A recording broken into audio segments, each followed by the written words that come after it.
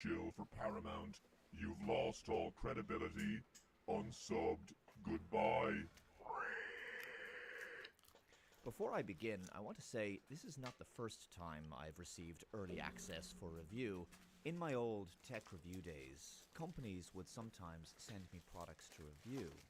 There had been a couple of occasions, not many, in which I had given a bad review about a product, even though it had been sent to me as an early access review model. There was one such time when it actually ended my professional relationship with that company. They were not very happy with me.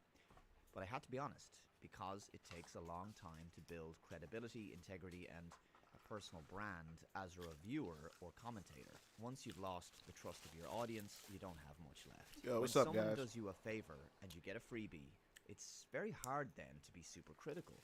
You kind of feel obliged to be nice and say nice things. It's human nature. And as a result, you What's going can on? become compromised because you are no longer. I'm watching this YouTuber I always watch, the Dave Collin. I think his original YouTube channel was Computing Forever. I think Forever Computing. I can't remember his first name, but he talks about a lot of commentary on pop culture and stuff like that. And he's more like an anti woke channel too. So he got a privilege to see the first 6 episodes of Picard season 3. Just wanted to hear his thoughts. Now I'm eating a cheese stick. Unbiased. Oh yeah, yeah, But yeah. thankfully, Yeah, I think I decided that I'm going to just be a variety streamer, chill, like a more like a, you know, a just chill streamer, and we just talk about different things besides gaming and surf the web together, react to stuff together, and everything. My daughter told me, my daughter advised that too. My daughter, she's into the whole YouTube and social media stuff, and she says she likes tuning into my stuff when I'm just chilling rather than playing video games. So yeah, I'm still gonna be playing video games, of course. I'm still doing subscriber lobbies and stuff, but most of my streams is going to be just variety of stuff. What's up, Nate? I don't have to worry about that because I have very positive things to say about these first 6 episodes of Star Trek Picard Season 3. Now, there's probably some of you in the comments who are already typing saying things like, Dave, I'm out, I've had enough, I hated the first 2 seasons, the fans have been badly treated, I'm not watching this. Or you might say, it's too little too late. And the issue is, after 2 really poor seasons of Star Trek Picard, it's entirely understandable that people are jaded and disinterested with this third season, and I have a lot of sympathy and even empathy for that position. Now, I didn't play the demo. I'm trying not to play too many demos, and like only games that I'm really curious about, that I'm like really debating whether or not I should get it. I'll do demo. I'll check out the demos or whatever, unless the game is really like on my radar and I like I'm fiending and itching. I really want to play it. Then I'll play a demo. But I normally try to stay away from demos or whatever, because I like the hype that I have for a game going into the game when it releases and stuff. So I'm not sure if I'm going to hop into it or not. Have I ever seen Childhood's End TV series? No, never heard of it. So what part of the web we talking about, though? I'm going to say very positive things It's about not this the dark. season. It's not the My dark belief web. is that it's a very significant improvement over the first 2 seasons, and a beautiful tribute to Star Trek's legacy and to the fans. It is a really good time, and some excellent television and wonderful science fiction. I also have several complaints that I have not heard anyone else level at this season, because it isn't perfect. And I will be bringing up these issues with some of these episodes as well. So yeah, there's some negative stuff too, but nothing insurmountable. There's nothing so bad that it would negatively impact your enjoyment of this season. And I also want to say to many of you who are rightfully justified in being skeptical due to the regrettable creative decisions the franchise has taken in recent years, please keep the following in mind. I am simply giving you my verdict. Yeah, I'll check it You out. don't have to believe me. I may not be able to convince you to watch it. However, Oh yeah, and yeah, this cool. is a promise from me to you. In the coming weeks and months, as this third season of Picard airs, and after it's all over, I assure you, you will see people on social media and in comment sections. You will hear from perhaps friends, co-workers, family, whatever. You will hear from... So how everybody been? The dark web, internet. Who is the Spider-Man? No, just kidding. What's up, Raph? What's going on, bro? Don't mind me. I'm trying to finish this cheesesteak platter. It's the only thing I ate today. I ain't eat nothing all day. All I had was water.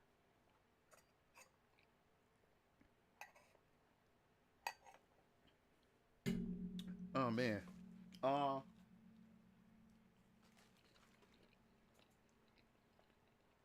If you have yet to check out my new Zelda Tears of the Kingdom video I uploaded a few hours ago, go check that out on the channel. them about how good this season is, so you don't have to take it from me. What I'm saying is, just give it time. Just wait. And if you don't want to watch the rest of this video, you can turn it off now. That's nope. I finally finished the first season of Chainsaw Man. I love that. I love that fucking anime. Like, I don't really watch much anime. What? Yeah, I don't really watch much anime. Like, I love anime, but I have to get myself in the mood to watch it. I don't watch them like that. I don't watch them every day. Last year, the only anime I watched was Cyberpunk. Let me see. Damn. Oh, and the Ghost in the Shell. The CG Ghost in the Shell.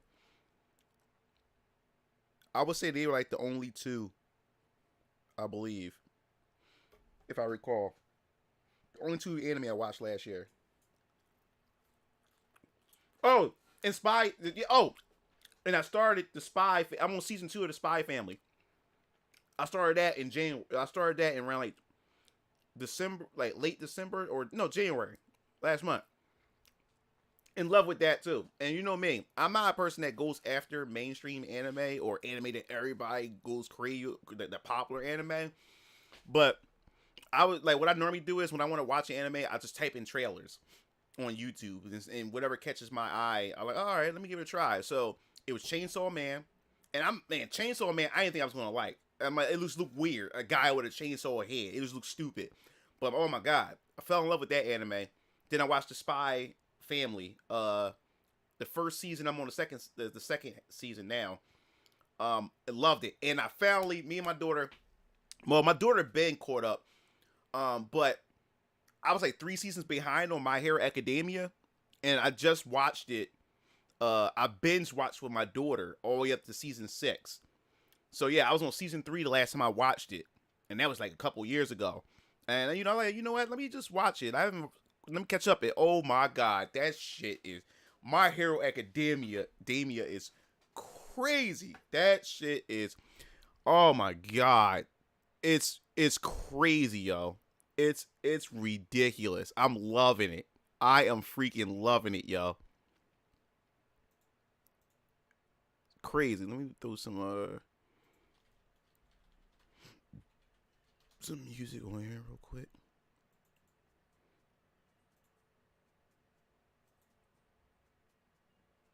Yeah, bro.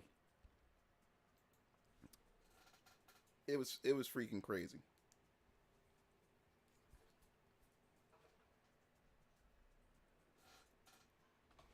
Yo, what's up? What's up, Derpy?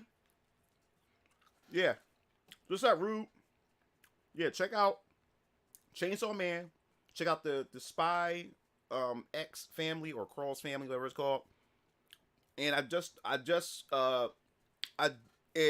started season 2 of the Shield Hero. I just started that. Oh yeah, and I got one more episode to go with the anime called Spriggan. It was a Netflix exclusive. So Spriggan, oh man, it's weird. Like the trailer doesn't really you don't really get a full idea from the trailer, the Netflix trailer for Spriggan. And when you watch the anime, that shit just, it just goes, it's just like, I don't know, like, it's just weird, but I like it. I really like it. So I got one more episode to go. And I still gotta finish the last episode of Jujutsu Kaisen. I still gotta finish that. What's up, Akko? What's going on?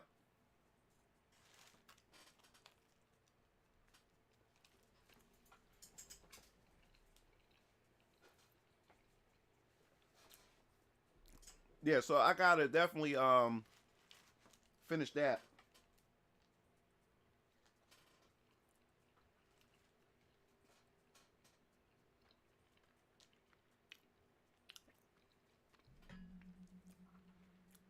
What's up, boy, yo?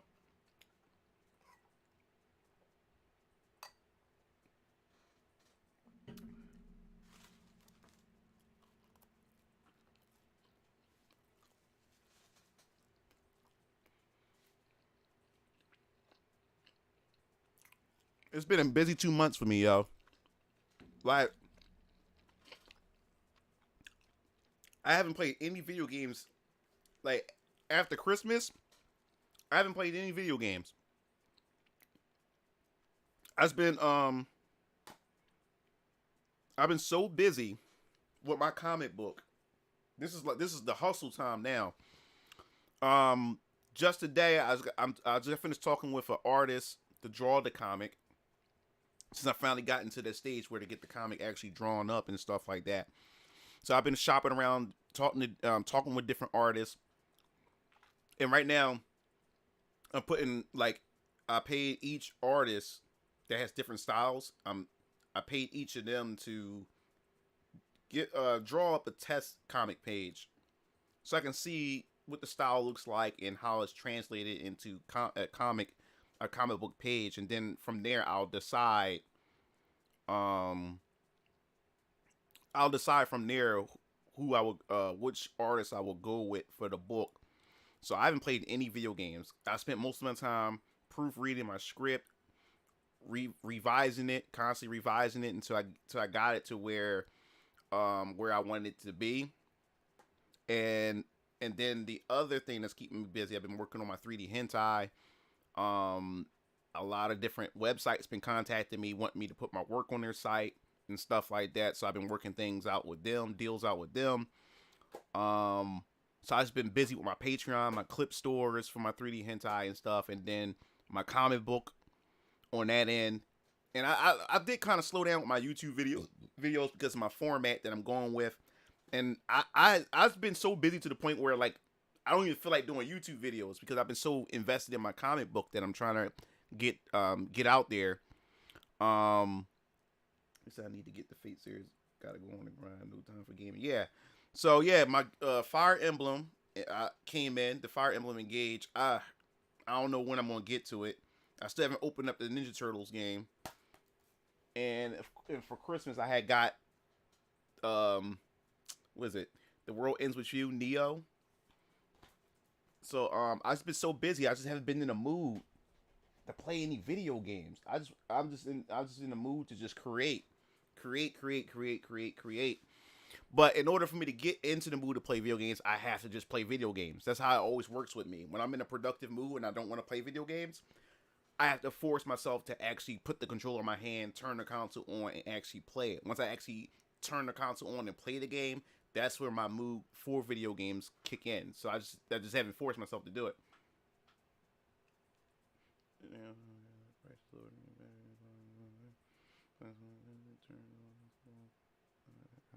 Yeah, so that's the thing that I'm going through right now.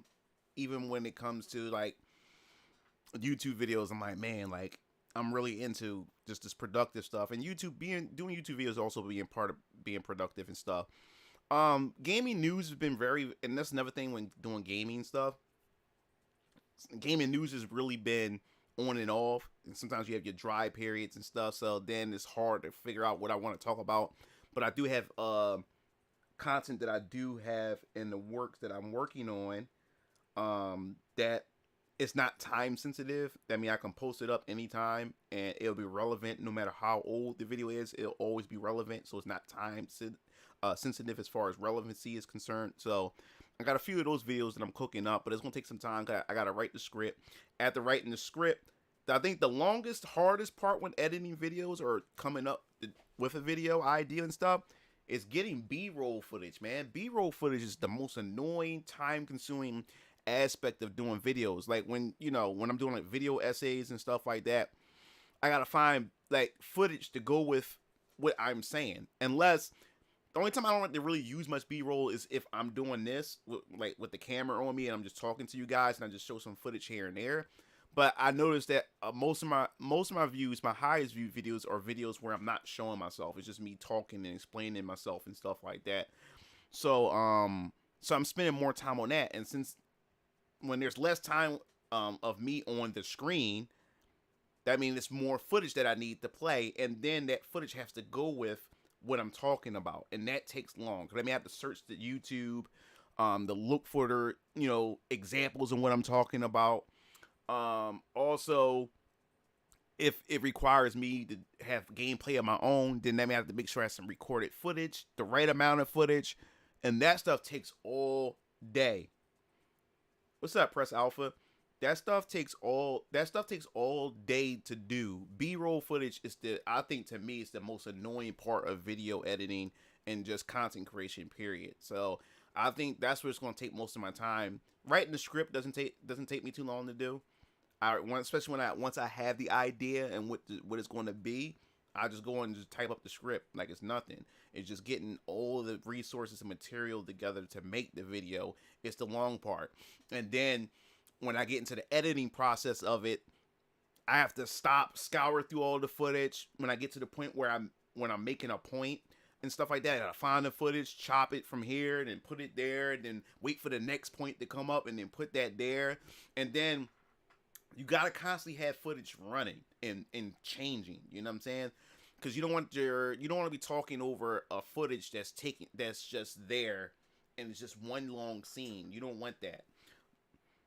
Oh, what's up, PJ? But yeah, yeah, man. So that's what that's about. So that's why content is taking longer. Because the format that I'm going, I return back to my roots is just scripted content rather than going off the top of my head, because it's easier when I plan out what I want to say. Because when I go back and look at my older videos when I was going off the cuff, I'm like, damn, I forgot to mention this. Damn, I forgot this. I forgot that. So I'm tired of going through that. And then I don't know. I don't articulate myself well when I'm off the cuff. So it's better when I write it out, kind of articulate myself a lot better, and able to make my point much more clearer for people to understand and stuff like that. Have you done any discussion panels with other gamers? I would love to. It's just the fact is that I've been trying to find people. Master Boris, that's my boy.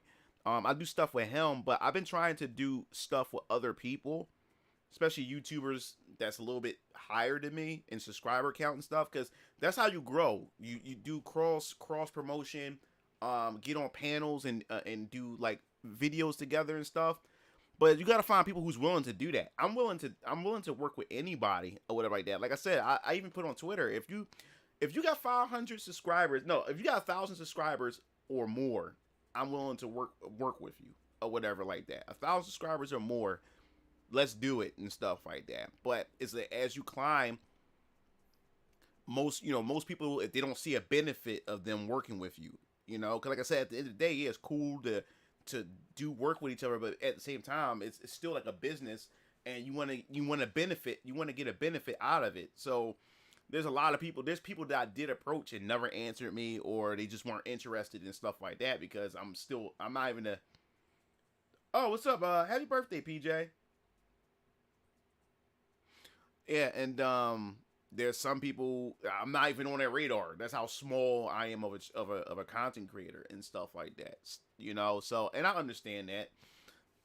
So I'm not on anybody's radar. So it's kind of hard to come together to do a video with somebody It was one YouTuber that this person got like 1,000 or two more subscribers than me, and we would talk all the time in the comment section. And sometimes that person would come into on my channel and comment, and then the moment I suggested, hey, maybe you should collab, that person stopped answering me after that. Yeah, so that person didn't even bother to answer or reply to it and stuff, and that person stopped commenting on my videos after I asked, hey, we should do a collab video together and stuff. So that's some people out there is like that. Some people, I wouldn't say feel threatened, but some people don't want want their audience with your audience and stuff like that. So trying to team up, like I said, if once I start climbing up, and that's when people's going to want to start working with me and stuff like that, because this is a benefit for them for them doing videos with me. But other than that, I'm on nobody's radar. I'm still a small YouTuber, so that ain't won't be happening anytime soon. Trying to get somebody to network and do collabs and have panels with and stuff like that. So I don't know. So I just have to step my game up. That's all.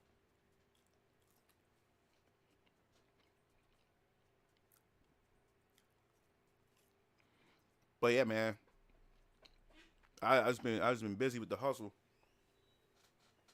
My birthday is next month. So is my daughter's. I'm getting old. Oh, text message. Okay.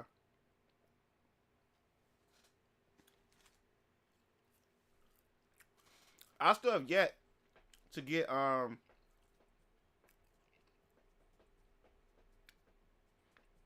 Am I starting a podcast? I would like to start a podcast. I'm still debating. I thought you was a Twitch mod, PJ, or are you a mod on or are you a mod on? Let me see something. Hold up. Or are you a mod on YouTube? I know you're a mod on Discord. I know that for a fact. I thought you was a mod on Twitch. If you weren't a mod, that means because no one, like I said before, people hardly ever get on Twitch, and it's hard to get a lot of you guys to go over to Twitch, since a lot of you guys would rather stay on YouTube. I thought I made. One second. I thought I made. Excuse me. I gotta fix the bit rate, because on my OBS it looks clear. My webcam look clean as shit. Then I look at the stream itself. My stream look like dog water as far as the quality is concerned.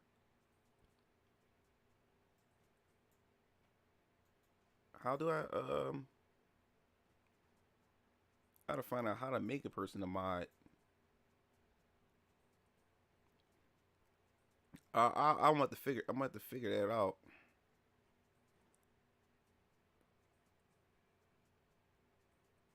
I do need to get into a habit of announcing my stream. Yeah, you gotta do that. What's your thoughts on Young Justice? I like the first season. I didn't care after that. I didn't really care for it. Like, cause for me, Young Justice is just nothing but a secondary Justice League. I'd rather watch the Justice League than watch a bunch of sidekicks. I mean, even though the sidekicks are cool, I'll just rather watch. Give me the Justice League. The first season was good. I didn't like the second season where they did a whole time skip, because I was liking the first cast of characters, and then they did a whole time skip with a whole nother team of Young Justice members and stuff like that. I wasn't really feeling that too much, and then it got extra woke as it started going along throughout the seasons and shit. So I didn't bother clicking on it. So I think you just click on their name. I did. It just didn't. No options popped up. Let me check again.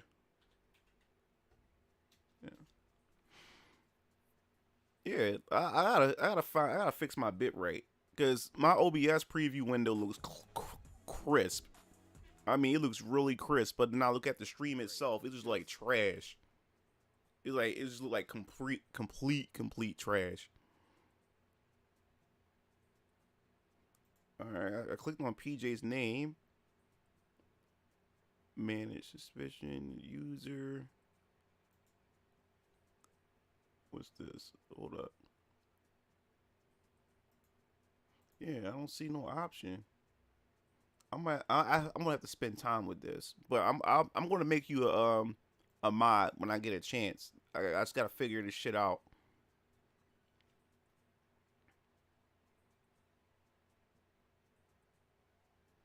Oh, what's up, Blazing? What's going on? Yeah, how you doing? I don't know. I didn't know you had Discord. I can't find a link to your Discord. Uh, get just give me a second. Um,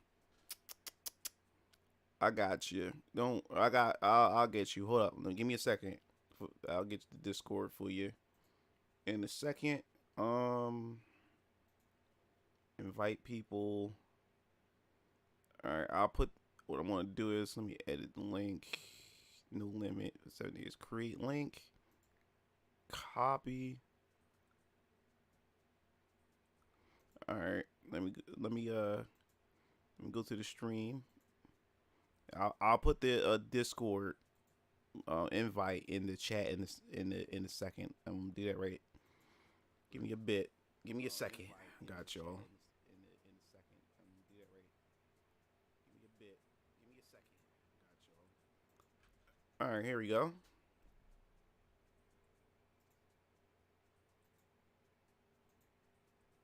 right, here we go. There we go. So, got it.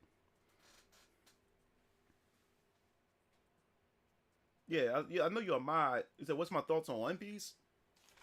I thought I talked about this before. One Piece. I didn't watch it. I watched it when it was on the Fox box, on when Fox Kids was a thing. Saturday morning cartoons, but I was never a fan. The thing that turned me on about One Piece, I don't like the art style. That's the thing about anime. The art style has to draw me in first in order for me to actually enjoy it. To actually, get into it to see if I like it or not. But after a while, the art style started to grow on me, or it started to go through like an evolution. And by the time I what, I do want to look into One Piece, but too many episodes, so no thanks. Oh, cool. Okay. So I was like, never mind.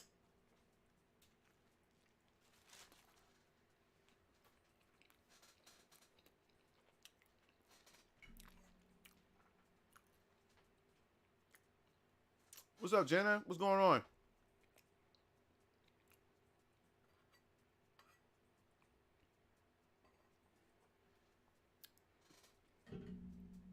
Yeah, I know it's been a while. I have to stream more. I definitely do. Did I? Why, Jenna? You trolling, aren't you? He asked me if I got Forspoken for PS5. You think yes, Jenna? No, it wasn't. Jenna didn't say that. Alpha said that. No, Jenna said that. That shit is trash.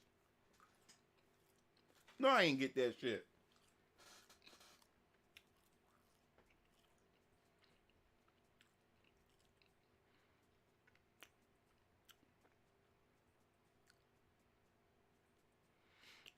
He said, I hope yes. This dude. He said, I hope yes. You say you're not getting a PS5? I mean, smart. We like 3 years into the consoles, and they still haven't really put out console defining games yet.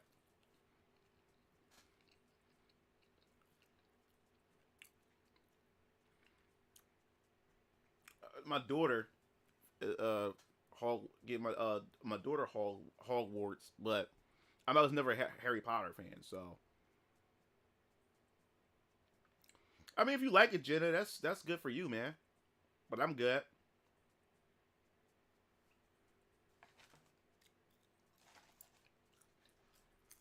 Do you have Stray for PS5? That's a real gamer's game. Nah, I don't have Stray. I don't really care for that. What's up, AJ? What's going on? Say at least you won't miss what you never experienced. That's a nice one, Alpha.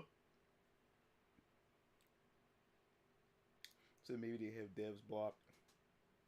And probably won't for a long time, if ever. Right now, man, like, it's like, to be honest with you, even though I got all the consoles, to be honest with you guys, there's really no reason to get a PS5 or Xbox Series X for that matter. No PS5 for me here at the moment. Too expensive in Sweden. Oh shit. Oh yeah, I bet it is. And the economy, the inflation, and everything too here in America. It's I don't imagine across the other end of the world.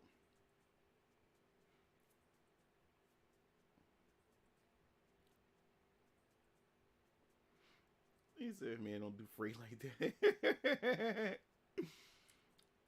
But I right now it like just get a PC. I think PC is the best place to go if you're looking to game at this point. Like, believe it or not, I've been gaming on my PC a lot more recently than touching my consoles. You said you stick with old console games and DVDs. But the indie stuff is where it's at, because the indie's always pushing the boundaries and trying different things. So the indie space is much more interesting. AAA games is just... It's just a horrible mess, man. Horrible mess.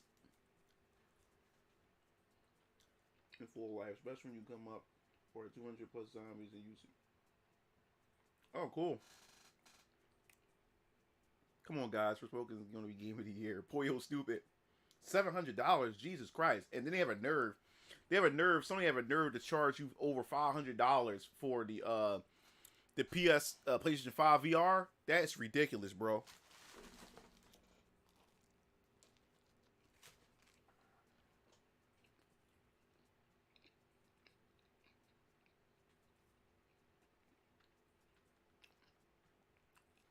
So where would you rate from Spyro's finding your waifu list, dude? I had to scour through the waifus and the spy family thing. If I can make that decision, might as well buy from a scalper. PC is much better. Even Tekken 8 is coming to PC. Yeah, like all my fighting games are now on PC. And I mean, the reason why I still do consoles, because I love physical media. I need to have physical as well. But at this point, you'll probably never see me play like Final Fantasy VII Remake or something on PC. Well, if I do play it, I'll always have it on console and get it. And then if I want to get it on PC, I'll get it on PC as long as I have a physical. But yeah, man, PC is just where it's at. So you found one at a pawn shop is on sale for $700. Jesus Christ. Monster 4 with other VR. OG creator Oculus called it the best VR experience available. But that's the problem, Alpha. What about the games? And it's not even backwards compatible for any for the PC stuff. So you're paying over $500 for something that's not backwards compatible. And Sony wants to keep all of their games for they want to keep everybody in the PS5, the Sony ecosystem. So that's why you're not going to cross. There's no cross, like buy or crossover between the PC VR game experience and the PS5 VR experience. It's too expensive. Like if you look at the gaming lineup, I already can get that on my Oculus Rift, my Oculus Quest, 2, and I can connect my Oculus to the PC and play all my PC Steam VR games. So it's not worth it. Not worth it for that price.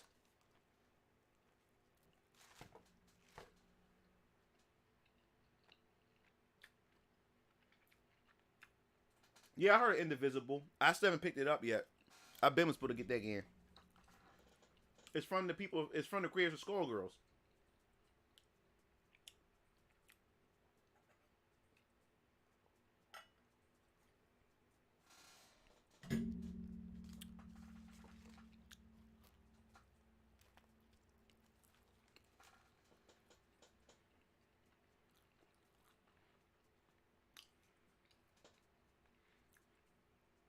Yeah, and I'll probably cover it on my channel, but the game industry just canceled 10 live as a service games, and there's a couple live as service games that's being shut down. So people are saying that is the games of as a service is it finally going to die out? Because companies are just canceling them left and right. They're not even they're and a lot of them are closing out. It launches a new Vice headset for I know the HTC the Vive I love my Oculus, man. Like I'm going to do a video talking about because I finally got the first JRPG that just released. I got that game for VR. I'm definitely going to do a video on it. As I said in a couple other streams, man, VR is not a lot of people write off VR because a lot of people think VR is just a gimmick. But VR is actually pretty cool, man. And a lot of people are skeptical about it because they see like gameplay trailers and stuff. I learned one thing. When it comes to VR trailers don't do VR games justice at all. Because VR is an interactive experience. You actually got to put that headset on to actually see what the game is capable of. And once I got my VR, I got 2 VR headsets. I got the Oculus Quest 2 and I got the Oculus Rift S. I had the S first before the Quest 2 came out. It's one hell of an experience, man. It's one hell of an experience. I really enjoy. It just seemed like the games aren't coming out fast enough because the technology is there. And it's like relearning how to play video games again because you're going into it with a whole different experience. You're more so involved with the game. You're interacting with the game. You are a part of the game. So it makes video games feel like a completely different experience. Well, oh yeah, that was the reason why I bought the headset because I want to get into making my 3D hentai girls into start making virtuality content. That was the main reason why I bought it. I didn't really get the game on it at first, but I got it. Started doing some research on how I can start creating hentai content for VR, and then out of nowhere, I was like, you know what? Let me start trying out some games, and man, fell in love with VR. Yeah, but you gotta check out the newest VR games. The technology is evolving fast. The technology is getting better and better. I think that what the problem is with VR, especially with Facebook, what Mark Zuckerberg trying to do, he is trying to, because what's going on is the internet is a powerful tool. Big tech companies realize that with social media and the internet, you can control the lives and you can change the mindset and the minds of people through social media. And they realize the impact that the internet have and what social media has. So what Mark Zuckerberg is trying to do, he's trying to take the metaverse and he's trying to make the metaverse become the new internet. But the problem is with the internet, no one owns the internet. The internet is a free cyberspace with information and everything where people can gain access to information and be able to communicate with people across the world. No one has no domain or have any ownership over the internet. But what Mark Zuckerberg is trying to do is he wants to take VR and make the metaverse the new internet. He's trying to incorporate VR and make it the essential tool to push the internet out the way and make VR the internet.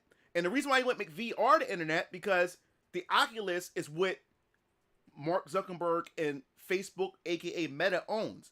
And since a company owns the metaverse and owns Facebook, and if you make something, if a company makes something that they own and make that become the dominant force to take over the internet, that means that that mega corporation owns the internet.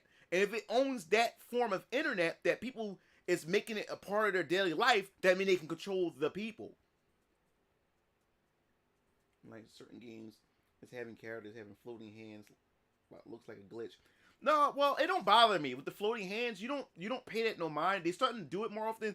The problem is you have to have the floating hands for now. It's because if you do some games have the actual hands and feet, but the problem is when you have the headset on, it's all about the mental.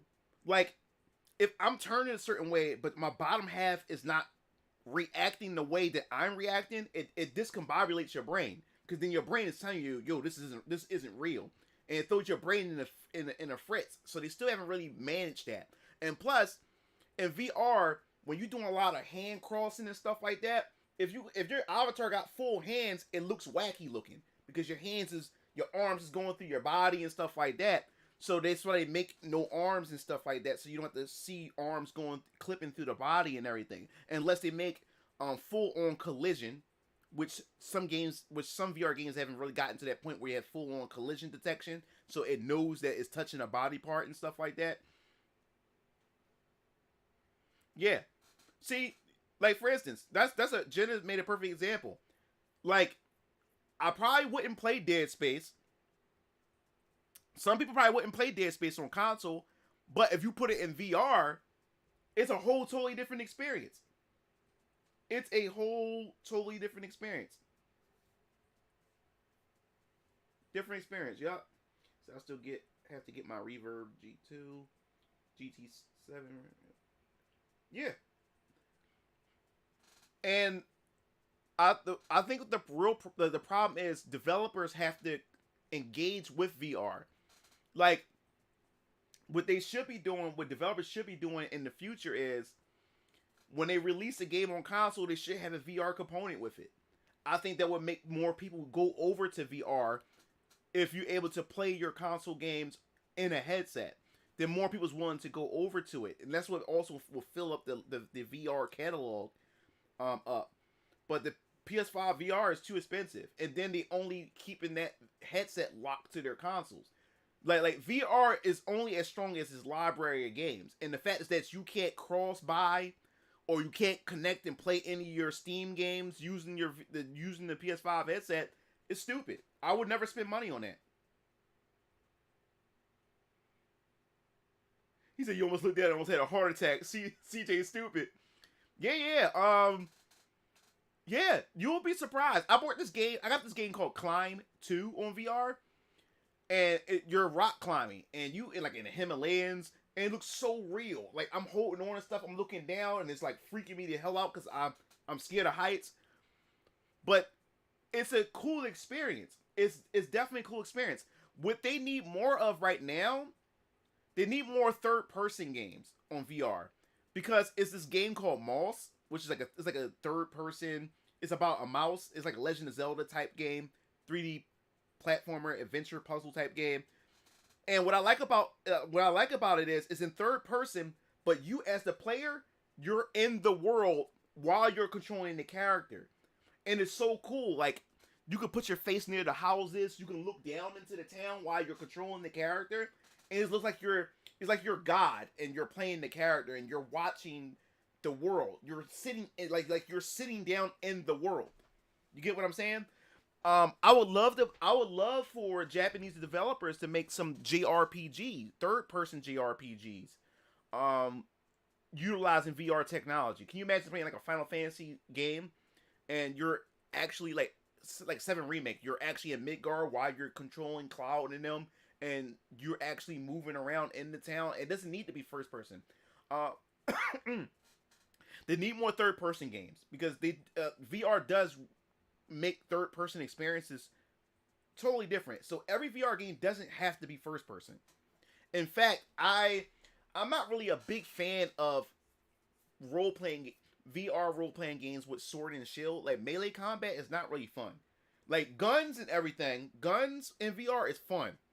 But melee combat where I'm swinging and stuff like that, I don't like it that much. That's why when they do have RPGs, most of the RPGs that are on there are first person, and then you got to use the sword and shield in first person. They're not. I don't really enjoy them that much. But a third person, GRPG or RPG experience, I think would be cool.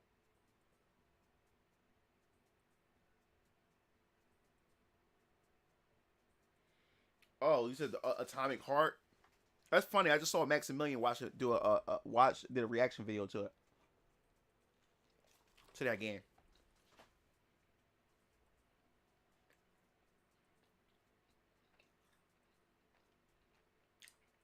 Nova Stupid. Yeah, exactly, AJ.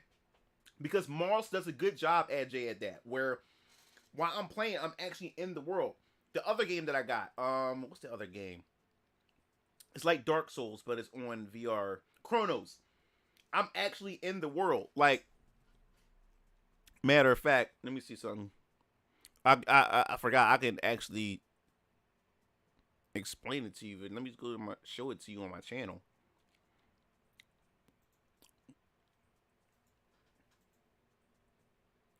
I can actually do that.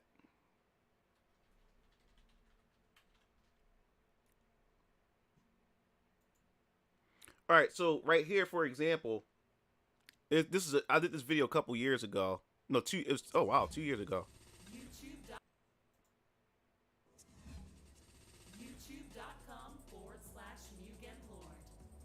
Subscribe to the channel for gaming news. Different genres, so we're gonna get right into this. So this was like 2 years ago when I was playing this Chronos. It's like a Dark Souls game, and it looks like I said. You see how this game looks right here? You have to have the headset on, because this game looks realistic as fuck with the headset on. Right here, you're like, oh, it looks okay, the graphics and stuff. No, you need to be in the game, because it's a totally different experience. And she looks me in the old lady's telling the story as she looks me in the eye and stuff, and it looks so neat and stuff like that. Now, this is what I'm talking about right here. I couldn't believe how good this looked. This is a third-person game. This is a third-person game. Look. There's the main character. There's me. I'm controlling the character, but I'm looking around in the world itself. I want to play JRPGs like this. You know what I'm saying? I think it would be so much fun. But this is a really good example of right here. It may not seem like much to you just by looking at it from a YouTube video.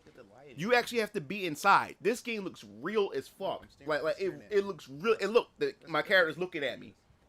It's like really, really cool. Awesome. All right, press A to evade and attack.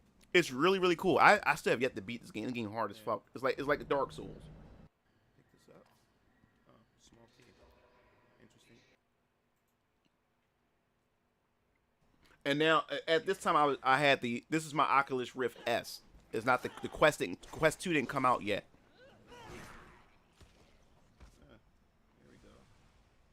But it's a really neat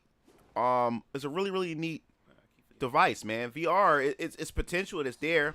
Like I said, the problem is the reason why people don't trust it much or think it's a gimmick is because what Mark Zuckerberg is doing with this whole stupid ass metaverse. The world is not ready for that, or the technology still isn't there yet to make the metaverse appealing. And like I said, he's trying to make that the internet. He wants everybody to put their whole life, their credit cards, their bank accounts and stuff into it, and he wants VR to be your everyday life, just like how your smartphone is and how your laptop and your PCs are. Which it will eventually get to that point. But if he does it first, he wants to be the first to do it, and then he wants to have control over it. Because if everybody moves over to the metaverse and that becomes the new internet. A company owns metaverse, which means the company owns the internet, which means they can censor you, they can shut down your bank accounts, they can do all kinds of things and stuff like that. And the problem is, oh, what's up, Grant? Edge of Nowhere is good as well. Also, it's by Silent. Check that out, Zero. Yeah, this is a really good game, man. Like it's really good. I have another VR game. What was the name of it? And then was it there's another third person game that was pretty cool. And Down at the stage. I'm actually in the world. I'm looking down at her while I'm playing as her. I gotta go back and play this game too. Yeah, like I would sit in my VR headset all day and play games like this. If you want to get people to play VR, you need more games like this. I'm just looking And down the thing is, at the character technology levels. is growing faster Can you than imagine it's playing, growing like, faster yeah. than the games itself. I think that's where we at with VR. The technology keeps evolving. It's evolving faster than games are being released. What's up, Tizak? Yeah, and I think that's where we at today.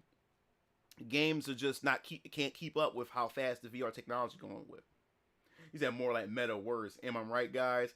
Yeah. The thing is, metaverse been around before metaverse was a thing. Remember, we had what was it? IMVU, Second Life, PlayStation. Was it PlayStation Home? Yeah, all these other things that was like that years ago. But they want to make that essential. They want VR. Mark Zuckerberg want VR to be part of your life. Now, the only thing about this also with the metaverse is every company wants to create their own metaverse, because the way Mark Zuckerberg wants to do it is no other developers, no other headsets won't be able to connect to it. Only if you get their brand. So that also fragments everything. It's not consumer friendly at all. That means if I want to be part of this ecosystem, I gotta get their brand headset instead of having a bunch of different headsets of my choosing to be able to be involved with this metaverse thing. So he's giving VR a bad name right now, and that's why people's not taking VR seriously, because of what Mark is trying to do. No, right now, as far as gaming is concerned and the way life is right now, VR should be a complement. It should be an accessory right now. It can't, they can't try to force it as a mainstream thing. It should be treated as such, as a complement to your devices that you already have. Mark Zuckerberg said, imagine you playing Final Fantasy 7 Remake in VR with Tifa looking around her. It's simply gorgeous. It's simply gorgeous. Yeah, that's one of my lines. I always say that shit. But Luke Rawls has made a Final Fantasy 7 remake mod. I haven't tried it though. Oh, interesting. I didn't know that. So I think that's the problem with VR right now. They're trying to force it onto the populace, and also too, man, like not everybody can afford it either. So it's still not afford. I mean, it's the most affordable headset right now. Meta is the most affordable out of all the headsets, but it's still not enough applications. It's the technology is growing faster than what the applications are. The developers are providing as far as content is concerned. Like, dude, I would love to play like Nintendo. I don't know what Nintendo is. Can you imagine playing a Legend of Zelda VR or a Mario Kart VR? I got a go kart game, which is pretty cool with VR, where you actually had to hold the controller. You had to hold the controllers like you holding the steering wheel, and when you actually pick up items, you actually have to hold your hand out like this with your controller while you're driving. You hold the item and you actually throw the item. You could throw it behind you. You could throw it in front of you. You could throw it to the side of you. And I think that's also pretty cool too as well.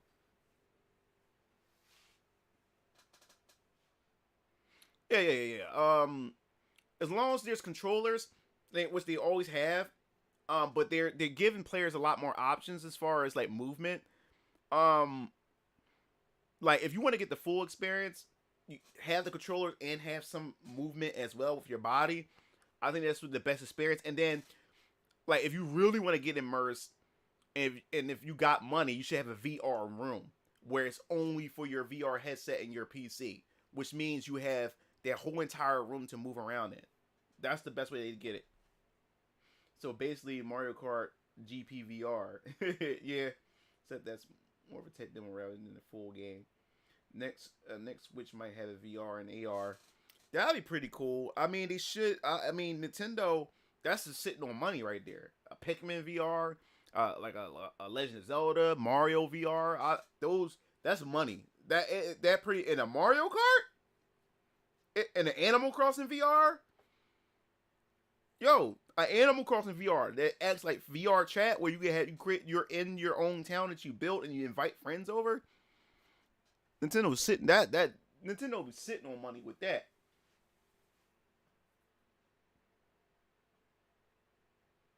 I never in real air. Never heard of it. I guess my only time I'll be interested in VR is oh no, there's something it's this game that's like there's this game for VR that's out right now. That's kind of like it's kind of like Sword Art Online. I'm going to buy this game. It's an MMO. It's an actual MMO. It's an actual MMO RPG. We got one. We got like a Sword Art game for VR. It's called Xeno. It's out.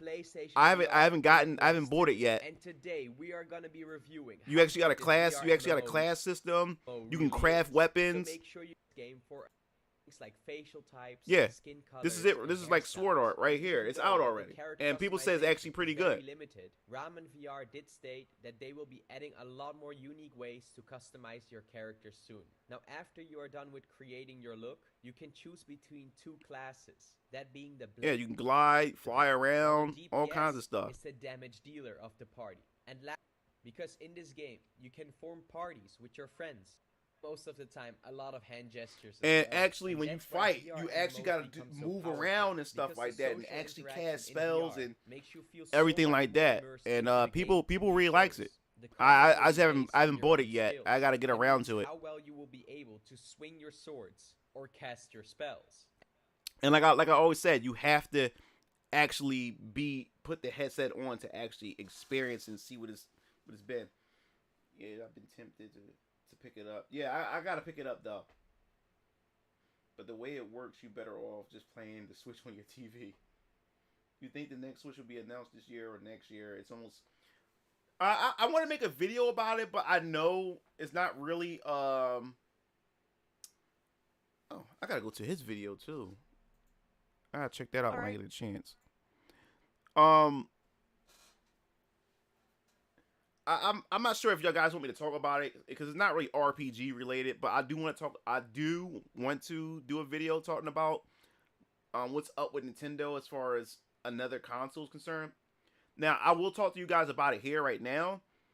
I don't know what's up with Nintendo right now. Nintendo just announced that they're going to be upping up production for Nintendo Switch. Now, a lot of people find that weird is because when a console is at the end of its life, they start slowing down production for that console so they can make room and get ready for the next generation console, for their company.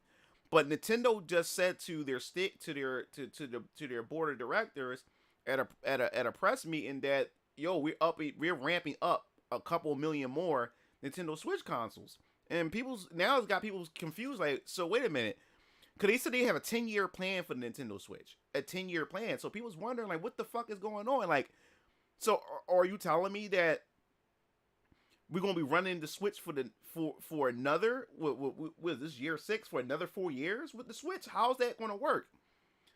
So people's really confused. So are we gonna get a Switch Pro, or are we gonna get a Switch 2? What's going on?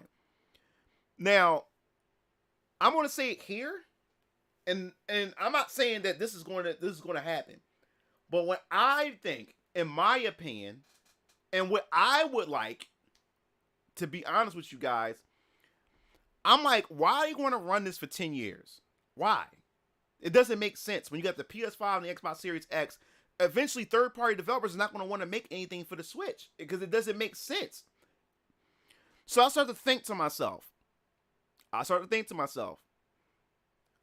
and I can be 100% wrong about this. I'm not saying this is what Nintendo's doing, but I'm thinking that why else would they keep the Switch running?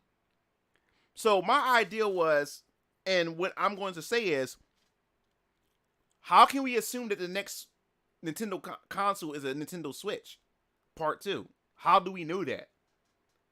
So where I'm trying to go with this is, what if? I'm just saying, what if? I'm not saying that this is the case. I could be totally wrong about this. What if Nintendo's next console is not a Switch, and in fact is a traditional console, a much more beefier console as far as power is concerned. So I was thinking that what if Nintendo is making their next console a traditional console, but the reason why they had the Nintendo Switch going on for about at least 10 years, what if the Nintendo Switch is going to be relegated to as a handheld? That's their new Game Boy. That's their new DS. So then at this point, you have the OLED and stuff like that. And what if they just get rid of the whole Switch consoles that you plug into the TV and just go with the Nintendo Switch Lite, but instead they do like a Pro Lite instead, or something like that, where the Switch is their handheld, and then their next console is an actual traditional console that's on par and that can actually compete with Sony and Microsoft's console. And that's the ideals that I have swirling in my head, because I just I can't see why they're confident that we're going to run the Switch for 10 years. For 10 years, and then they ramp up production and there's still no announcement or anything of a new Switch. So I'm thinking that, hey, could the next console just be a traditional console, and the reason why the Switch is going for 10 years because they plan on running that as a handheld for 10 years before they throw out a new iteration of Switch handhelds. That's the only thing I can think of. And a lot of people, I was on RGT85 when I said I left a comment like that. And I mean, I had a lot of people bash me, calling me fucking stupid and stuff like that. Why would Nintendo do something like that? I'm like, hey, companies do make decisions like this. Like we don't know what's in their mind. I'm just throwing it out there.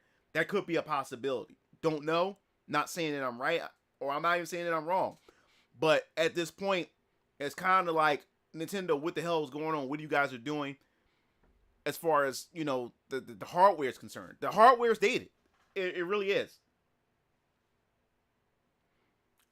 Hopefully this is Nintendo Switch's last year, but I don't know, because there was a leak saying that this year is going to be kind of dry for as far as gaming is concerned for Nintendo Switch. As far as releases, there won't be that many, or at all after Zelda. There won't be any heavy hitters for this year, but it would make sense now to announce the next console. That's the thing that's really boggling my mind right now.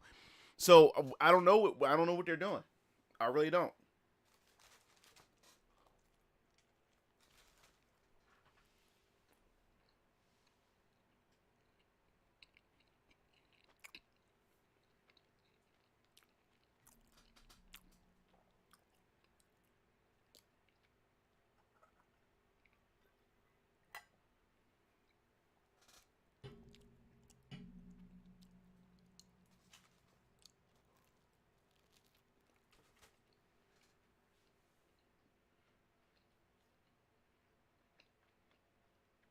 Yeah, the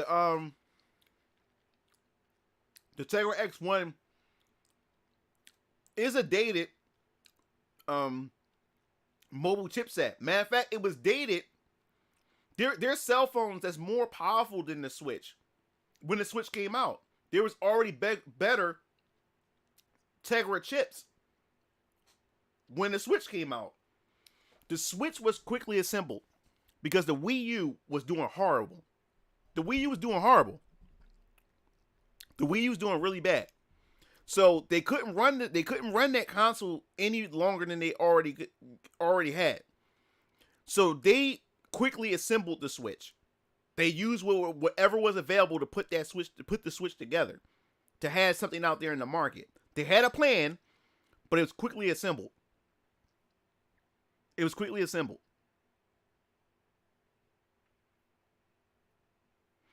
So that's where we at right now, man. As far as Nintendo's concerned with their console, like I don't know what they're doing.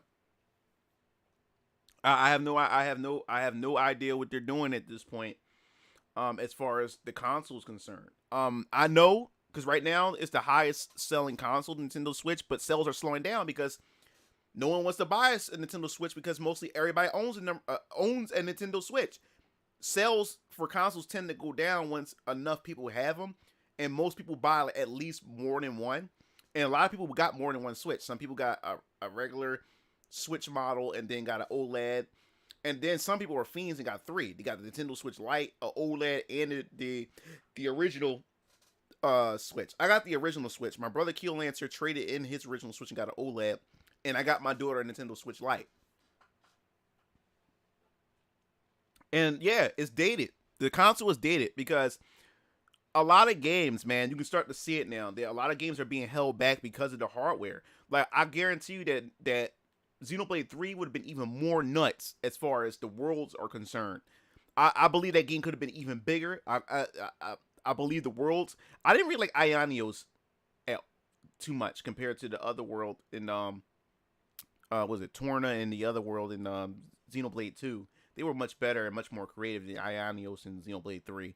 But I guarantee you that Xenoblade 3 would have been nuts as far as the world is concerned if the Nintendo Switch was a much more powerful console. I believe it would have. I truly. Oh, thanks, Chris. Thanks for the $15 super chat. Appreciate it. Welcome. Yeah, man. I don't know, man. I don't know how to feel. What Nintendo is doing. I say one thing. I need to get. I keep procrastinating, but I gotta get Mario Kart 8 Deluxe. I gotta get that game, man. I got the Mario Kart 8 on the Wii U, but I still yet to get it on the Switch. And that game looking nice, man. Especially with the different the wave of tracks that they got coming out and everything like that, man. Like, man, I really need to pick that game up. Original Nintendo Switch. I didn't think I showed it to you, but I pinned the one out. Original. So I should have it on Twitter too. Oh, if not, post it in the Discord. I'll check it out in the Discord after the stream. But yeah, man, I don't know. Like I really don't know. As far as the Xbox and the Sony PS5 is concerned, I'm still waiting on like genre console defining games to come out that defines this generation of gaming. There still haven't been a game for yet the Xbox Series X or the PS5 that say, hey, this is generation defining. Like, we still haven't gotten there yet. We still have games that's still not 4K 60 frames. We don't still have really good high powered games that actually really take advantage of the hardware that both the Xbox and the PlayStation has, or whatever like that. We still haven't gotten there. We still haven't gotten those type of games, and it's going to come. But it should have been here already. We on year 3 now. You know. That's the thing with that. But I definitely need to get back into playing some games. I gotta finish this. I gotta finish this Harvestella as well.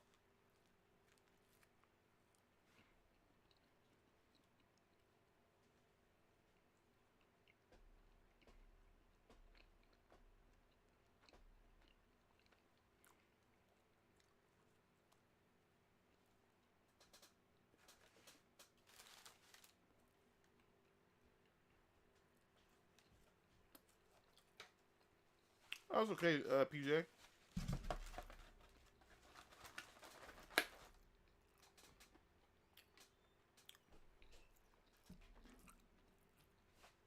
One second.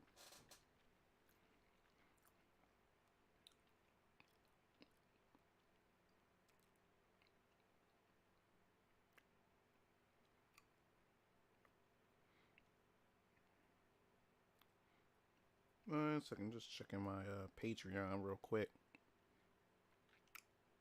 Yeah, I'm gonna get the game, PJ. I'm definitely gonna get the game, bro.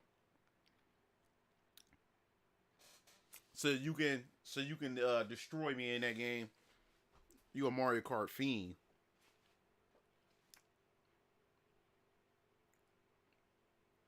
One sec. I really enjoyed us playing when we played the Sonic All Star Racing.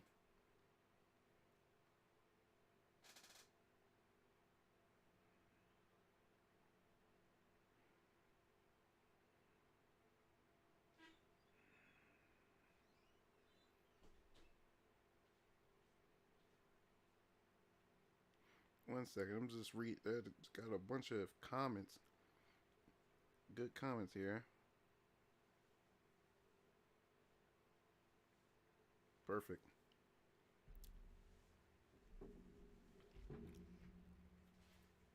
We said a new and more powerful would be great, so gamers can enjoy other titles. Yeah, because the problem is with Nintendo, we need a powerful console because I like. Let's be honest here.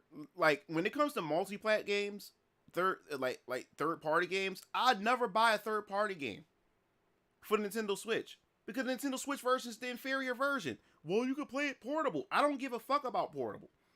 I rarely undock this damn Nintendo Switch. I play it on my television. I don't undock it. Like I don't go out and play handheld games. I can't get into handhelds. And then when I'm out, I'm always busy doing something. I don't have time to actually. Hold up. Let me get a toothpick real quick.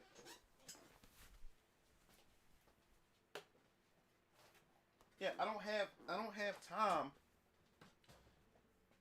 I don't have time to actually play anything portable. And plus, I have to have a carrying case. I don't feel like carrying all that. And another thing I'm afraid of with my Nintendo Switch, my biggest fear, especially having a carrying case with games in the carrying case, my biggest fear is somebody stealing it. Or I lose it somehow. That's my biggest fear. And I got all my damn games in that carrying case. That's why I should stay in the house. If I do portable, I'm walking around the house. All right, PJ.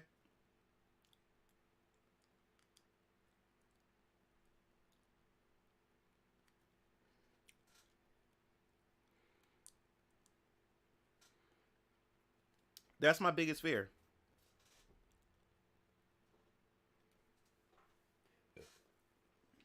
I agree. But I think Nintendo got scared off of the power console with N64. They decided it wasn't worth it. But it was their own fault. No, it wasn't 64. It was GameCube. Because GameCube was more powerful than the PS2. GameCube was almost on par with the original Xbox. And GameCube was in last place. They got dusted. PS2 dominated that generation. That was the weaker console. They seen what the PS2 did, and they said, fuck it, why are we going to put all that effort out? But I think that's a big mistake, because Nintendo's always lagging behind.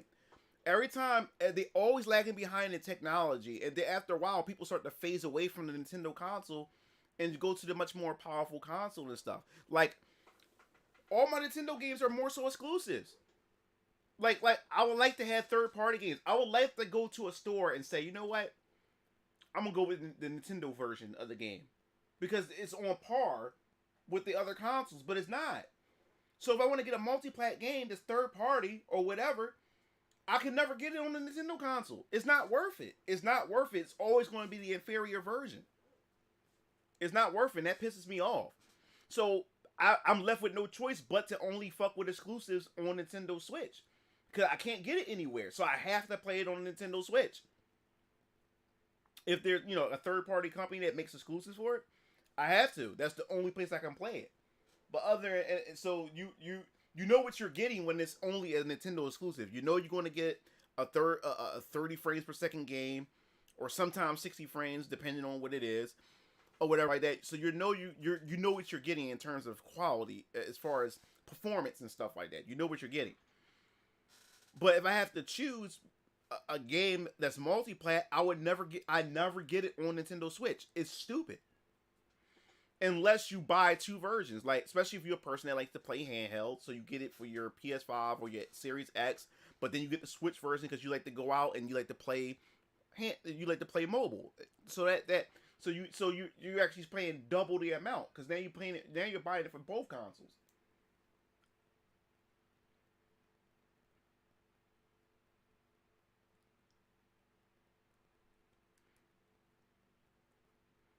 yeah.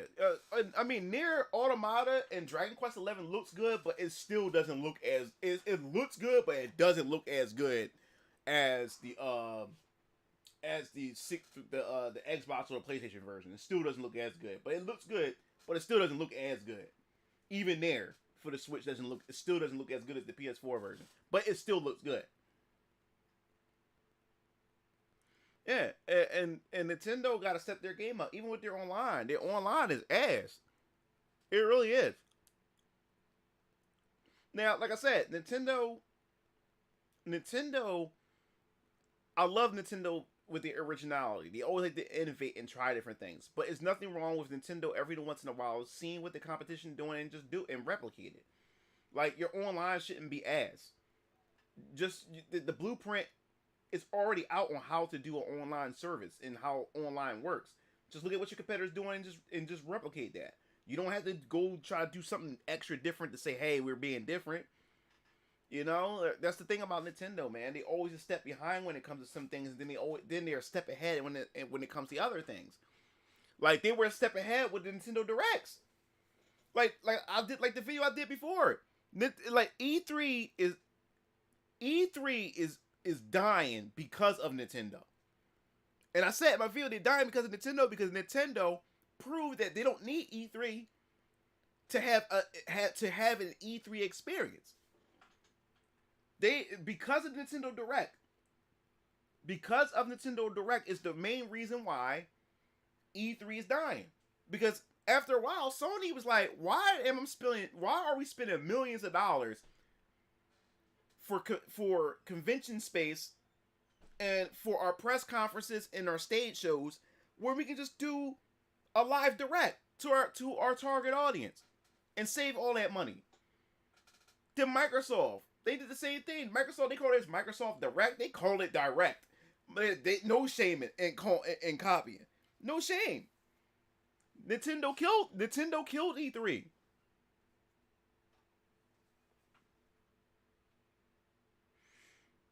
It's Steam that here. You're a little late. Oh, what's up, Landon? What's going on? He said, but what do you believe to be the year next? I don't know. Like, I can't even make any predictions. Nintendo's really doing a good job of keeping everybody in the dark as far as the next console is concerned. Like I don't know. They said, like I said before you got in here, they said they're going to run the Switch for 10 years. They have a 10-year plan for the Switch.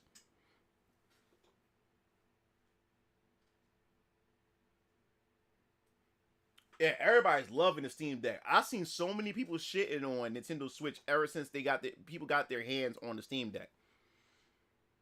Like I seen, it was a Dreamcast guy was talking about it. Review Tech USA, a couple there's a couple of people who got a Steam Deck and haven't turned back to the Switch. And what's the Amuahara, whatever his name is, the Indian YouTuber boy. Like, he was pretty much saying fuck Switch. His Steam Deck does it. He just used Steam Deck for everything, for all his games and stuff like that. So that's a perfect example. What's up, Coop? Oh, what's up, strategist? I didn't see you there. Yeah, see, now even Zero saying it. That's crazy. Everybody's saying it. No, ever since people who got the Steam Deck said fuck Switch after that. Like, seriously, every video I've seen, every content creator that I've seen that got a Steam Deck said fuck Switch after that.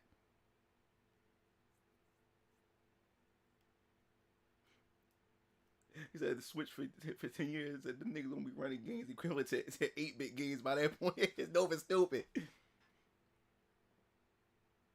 Is it really that good? I want to get a Steam Deck. I could have bought one, but I know I'm not a handheld guy. That Steam Deck, if I would have bought a Steam Deck, it would still be in the box right now. I would have been wasting money. That's why I didn't get a Steam Deck. Yeah, Mutahara, yeah. Yeah, Mutahara did a whole video talking about the Steam Deck. How much he loved that shit. He he don't even fuck with Switch like that anymore. Like I said, Review Tech USA, he loves the Steam Deck. Like he sat down and Switch. Yeah. Like everybody that I watch, Dreamcast guy, everybody that I know on YouTube that I watch that has a Steam Deck set pretty much said fuck Switch. Damn, you said you play Switch games on your emulator at this point. Play Bayonetta 3 at 4K. God damn,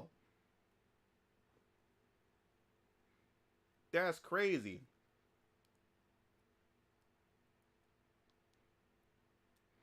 Yeah, man.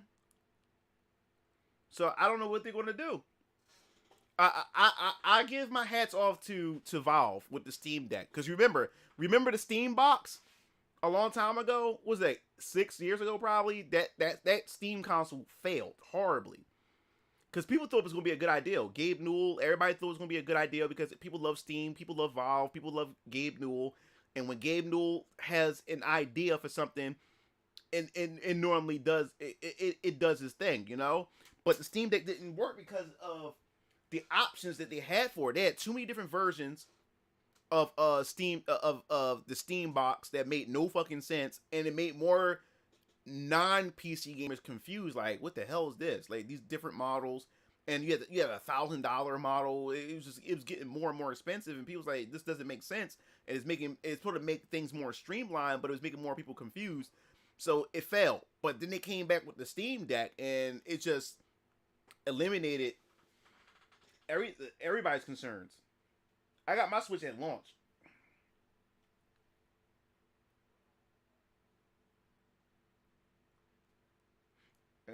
Only got 3 games on my Switch game.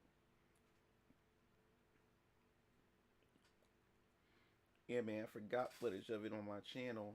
People were hating on me for showing the game right on the emulator. Oh wow, yeah, man. People playing Final Fantasy 14 on that joint. I'm like, what the hell? They're like, yo, that Steam Deck is crazy. I want to get one, but I know that I'm not going to play it. I'm not a handheld dude. I know I'm not going to play it.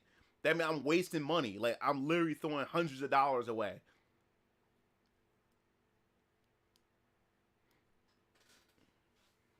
In regards to the Nintendo Direct, what your thoughts on JRP is shown? I knew Bait and Kaidos was coming out. It was a rumor of that a long time ago. Everything that you asked me right now, Landon, I'm doing a video about. I'm going to save that for the video, but I'm definitely interested in everything that you just mentioned as far as the RPG is concerned. That was shown at the Direct. I have a lot of interest in it, and I still got to pick up. Damn, I gotta pick up Bravely Default 2 this month, and that's gonna be in the plastic for a minute. I still gotta get around and play the other games.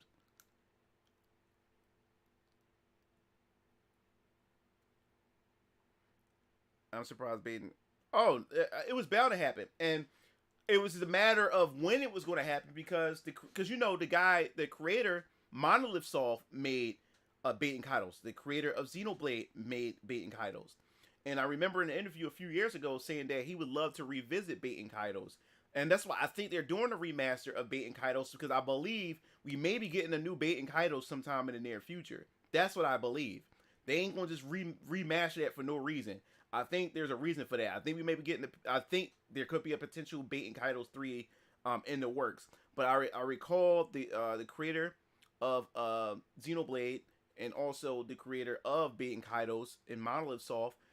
He talked about how much he had interest in revisiting Bates and Kaidos, and that he would love to do a third game. So I would not put it past them for them to do a brand new Bait and Kaidos game. I got Bravely Default on Switch. Bravely Default 2. I haven't opened it yet. I bought that on launch day. Now, Xenosaga, I can see that happening now. Because Bandai Namco was supposed to do a remaster a long time ago, but because the Xeno brand name was so unprofitable, they didn't see it as a good idea. But now that Xenoblade has done really, really well, the Xeno name itself is a profitable name, which means they will pretty much be able to do a Xeno Saga remaster. And what proves that it's a profitable name is because for years, Square Enix never really acknowledged Xenogears at all. Ever since Xenoblade 2 came out and sold millions and done really, really good, and when Torna the Golden Country came out, out of nowhere, in the Square Enix store, which I found really scummy of them, they started they started exploiting the Xeno name. Now all of a sudden the Square Enix store started making new Xenogear figures like Ellie, Faye, Weltall. All the Xenogear merchandise started coming out of nowhere, and that was all because of Xenoblade Chronicles 2. They now Square Enix started riding in the backs of Xenoblade with the Xenogears when they never really acknowledged it. Yeah, Square owns Xenogears. Monolith, the creator of Monolith Soft, he was a Squaresoft employee.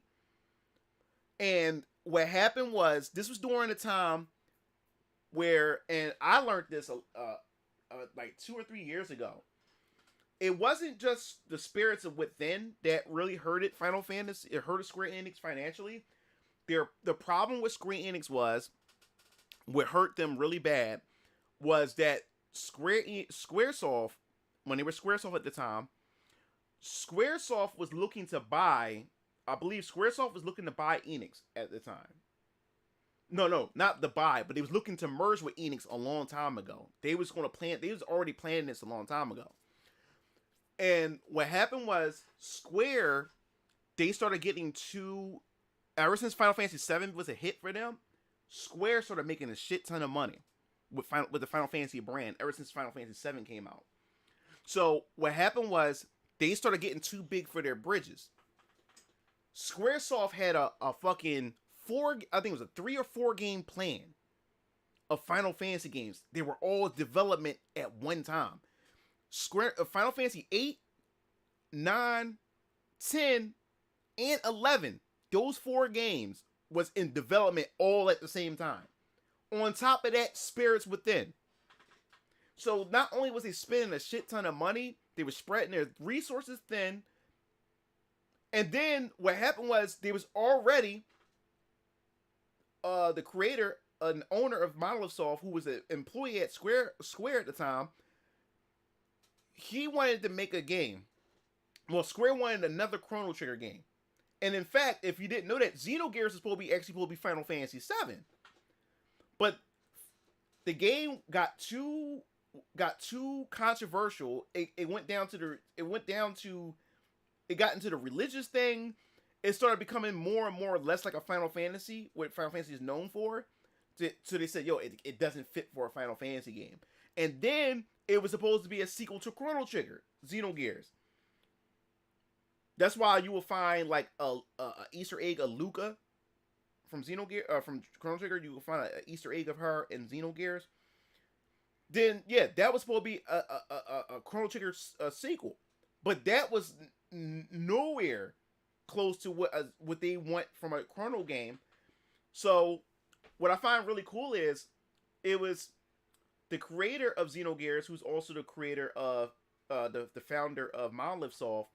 He used to go on lunch break with this female employee that worked. She was a developer too. She was a developer too at Squaresoft, and they used to talk about religion. They used to talk about psychology, spirituality, and stuff like that.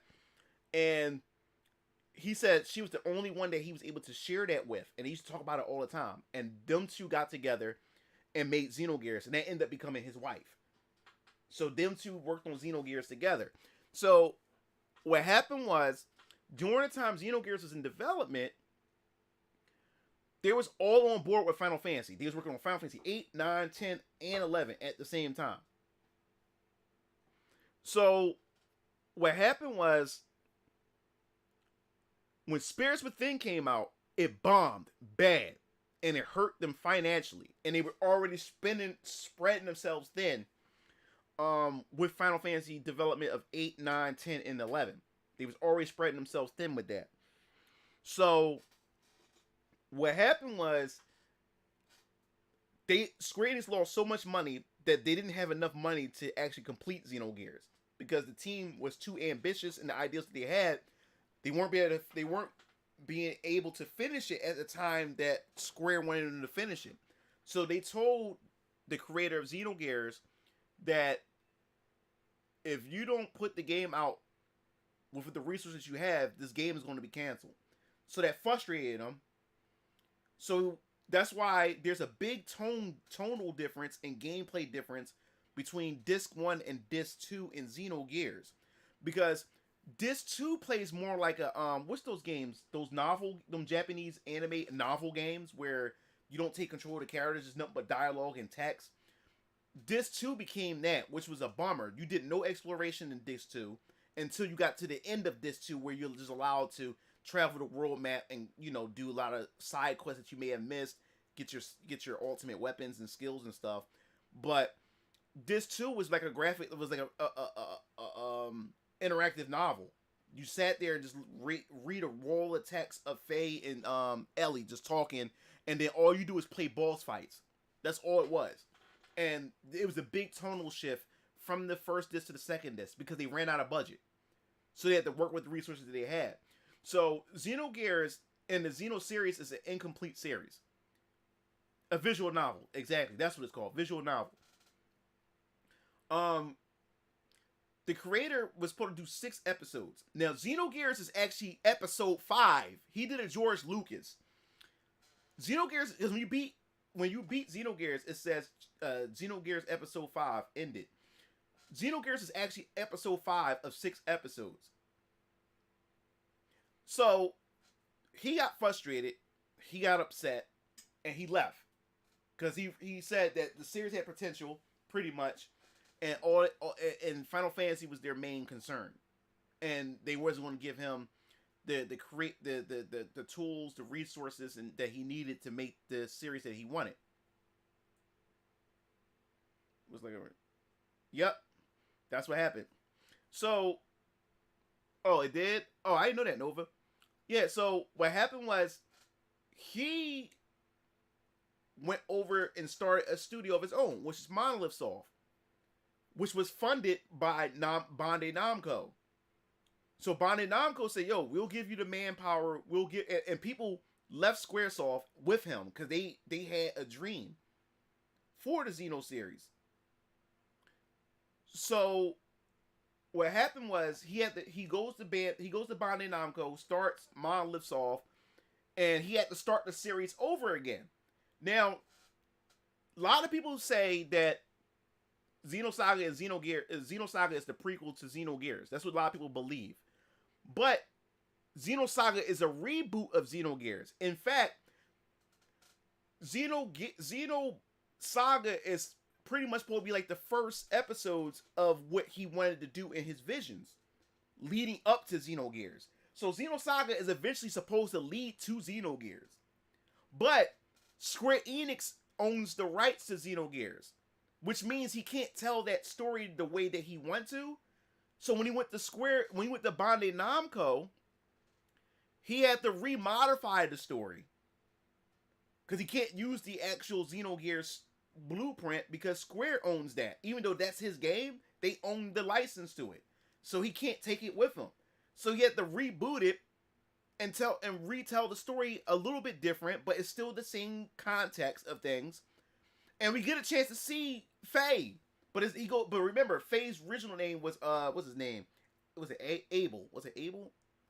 Yeah, I think it was Abel. Adam, no, not Adam. Yeah, I think it was Abel. It was Abel. We see Abel, which is Faye, the little boy Faye, the real original Faye. We see him at the end of episode 3 of Xenosaga. So they was already prepping us for Xenogears. But he got this. Bandai gave him the tools, and what happened was Xenosaga sucked as far as sales. No one bought it.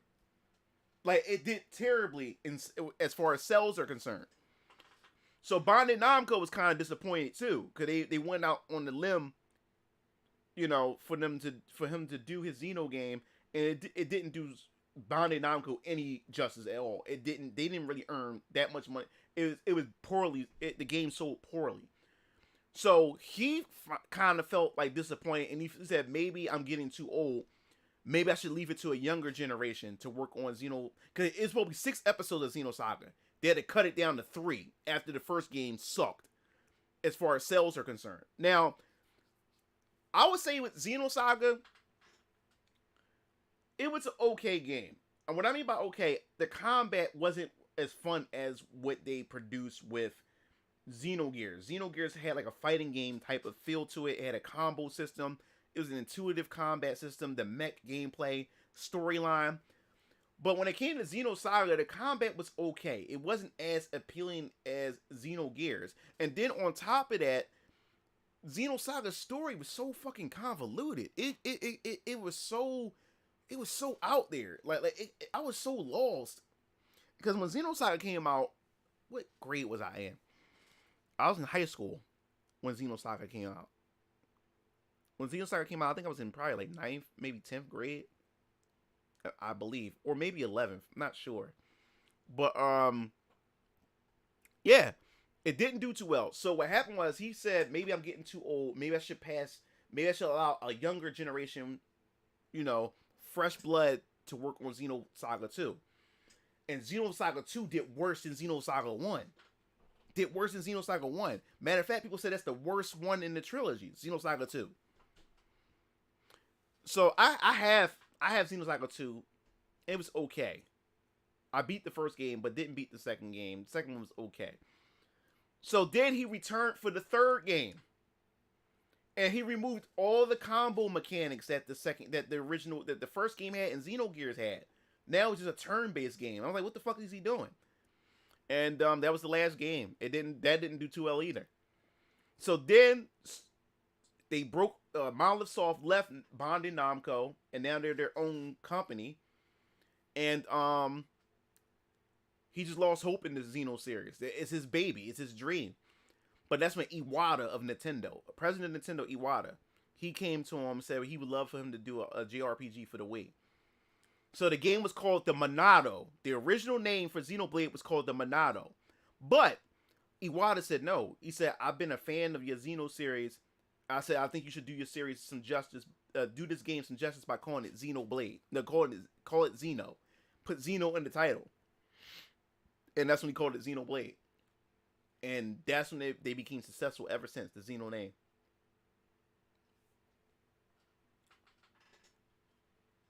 Damn, you was in elementary school in Xenosaga? Oh, you a young boy.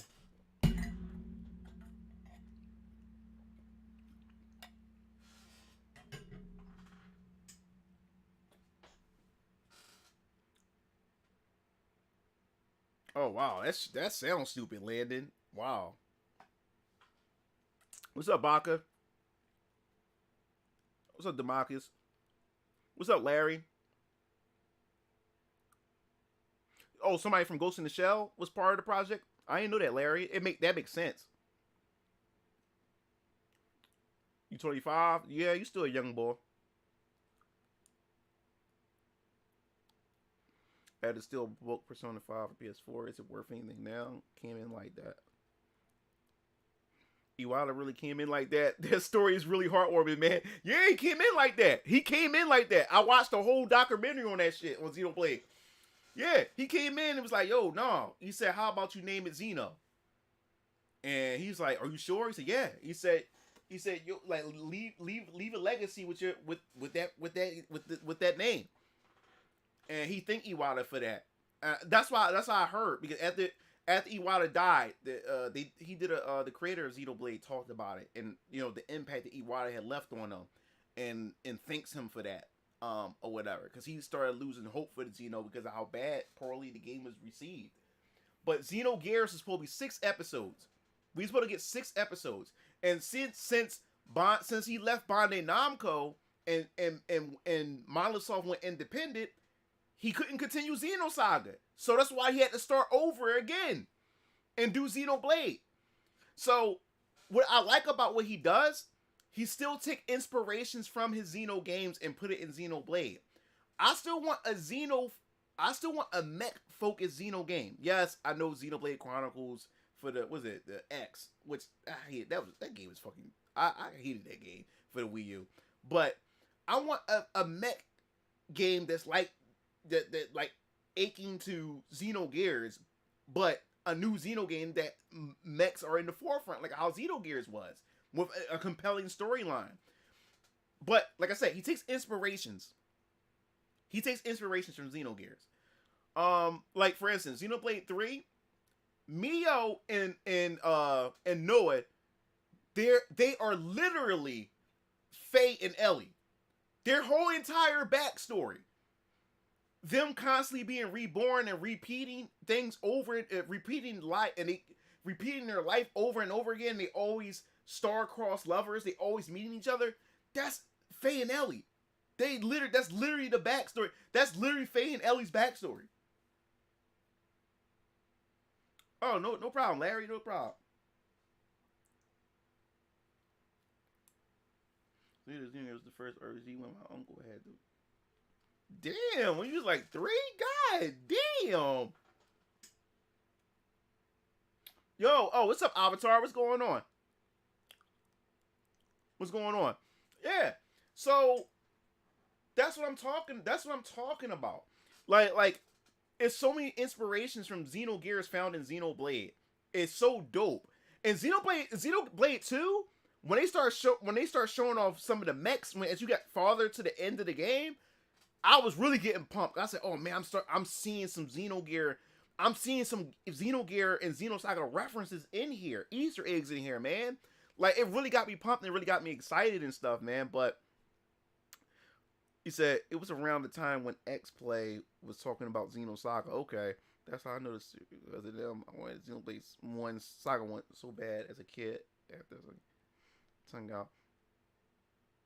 Yeah, Xenosaga was okay.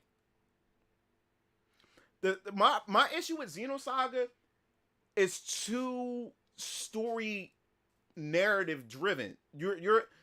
I'm a story guy. Don't get me wrong. But it still needs be a balance between story and gameplay. And when I say cutscenes in Xenosaga, especially the first game, I mean cutscenes would go for like 20 to 30 minutes long. Cutscenes, like straight dialogue. It's like you're watching an anime most of the time. Like, you're sitting down like you're watching a whole anime episode of just dialogue, of them just straight cutscenes and them just talking. So you spend more time with your controller out of your hand, and you spending more time watching a story unfold in front of your eyes than you're actually playing Xenosaga. And that's another problem I had with it. Like, I'm not really doing much combat. I'm doing more storytelling than anything. Does Xenoblade have me in my feels like that? Nah, no, not really. Like I said, I don't have Xenos. The thing is, I should have got Xenosaga 3 just to have that collection, but I have Xenoblade 1 and Xenosaga 1 and 2. Xenosaga didn't really. I mean, I love the cinematic moments. The characters are charming and stuff, but it didn't get me in my feels. It didn't. Yeah, we talking Metal Gear. No, I think they're longer than Metal Gear cutscenes. Xenosaga. Oh yeah, Xenosaga 1 battle song is iconic, dude. I got that on my computer. I love their battle theme, and you hear the Xenogears inspiration in the battle theme too. So I'm literally grinding content.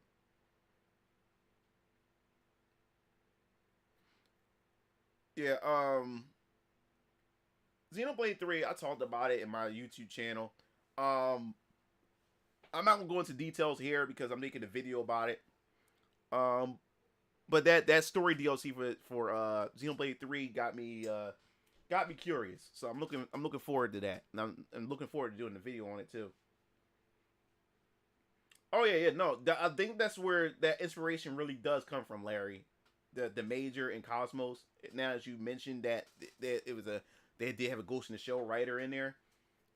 So that makes sense. I can see that.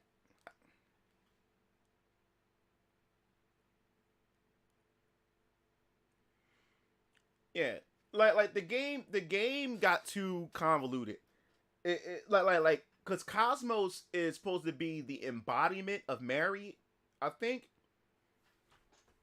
she's supposed to be the embodiment of Mary, and I think Xion was supposed to be the soul or the spirit of Mary. We talking about Mary from the Bible, Jesus' mother. Like I said, the game Xeno has all Christian, Judeo-Christian overtones in it, and I loved it. And like I said, Xenosaga was banned in Europe a long time ago because it was deemed what do they call that, blasphemous. Because it takes Judeo-Christian beliefs and they add science fiction to it, and it flips the Bible on its head.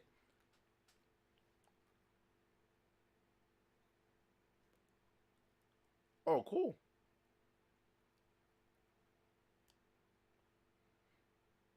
But I love Cosmo's character design. I would love to get a figure of her. She would have been a nice. I would have preferred her actually in Smash Bros. Ultimate.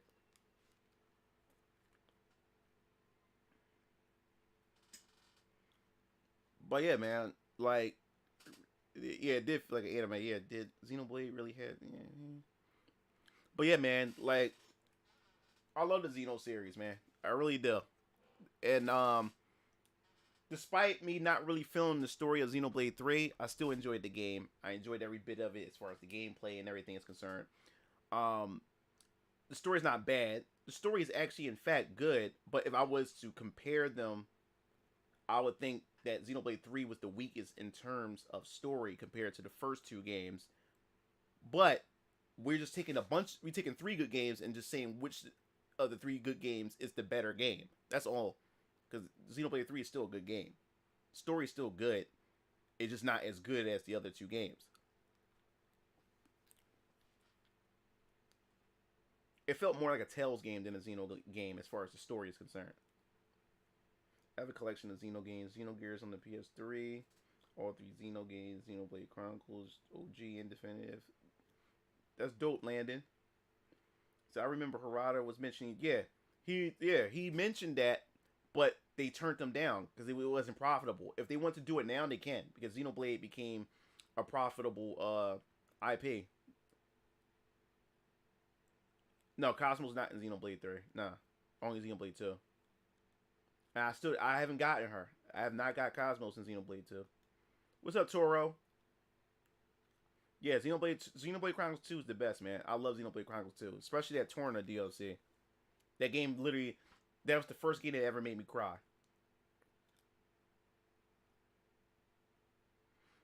You said what's the next video? The next video I'm gonna be covering the latest JRPGs that was announced during Nintendo Direct, which was the Deca Cop, Bait and Kaido's remaster. And what was the other JRPG? Can't remember off the top of my head right now. But yeah, I'm gonna cover those three. Is that Bandai really don't want to take huge risks at times?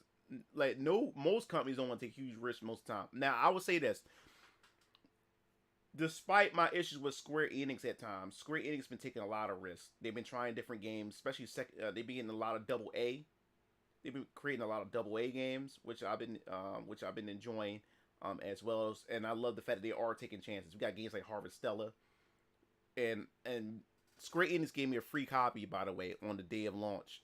I'm playing it right now, and so far I'm liking it. I don't really play like farm simulators, but since I know what to expect from that game, I'm going into it with a different mindset, and I'm really enjoying what I'm playing so far.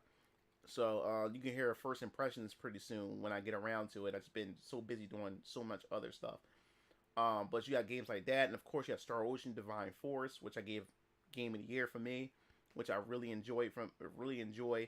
So they like Square needs to increase their catalog of games. They need to be the SquareSoft that I remember back in the day, where they just had so many different IPs and stuff like that. And like I said, I think the problem is that a lot of developers believe that every new IP needs to be a AAA experience with a AAA budget. No, they don't need to be a AAA budget.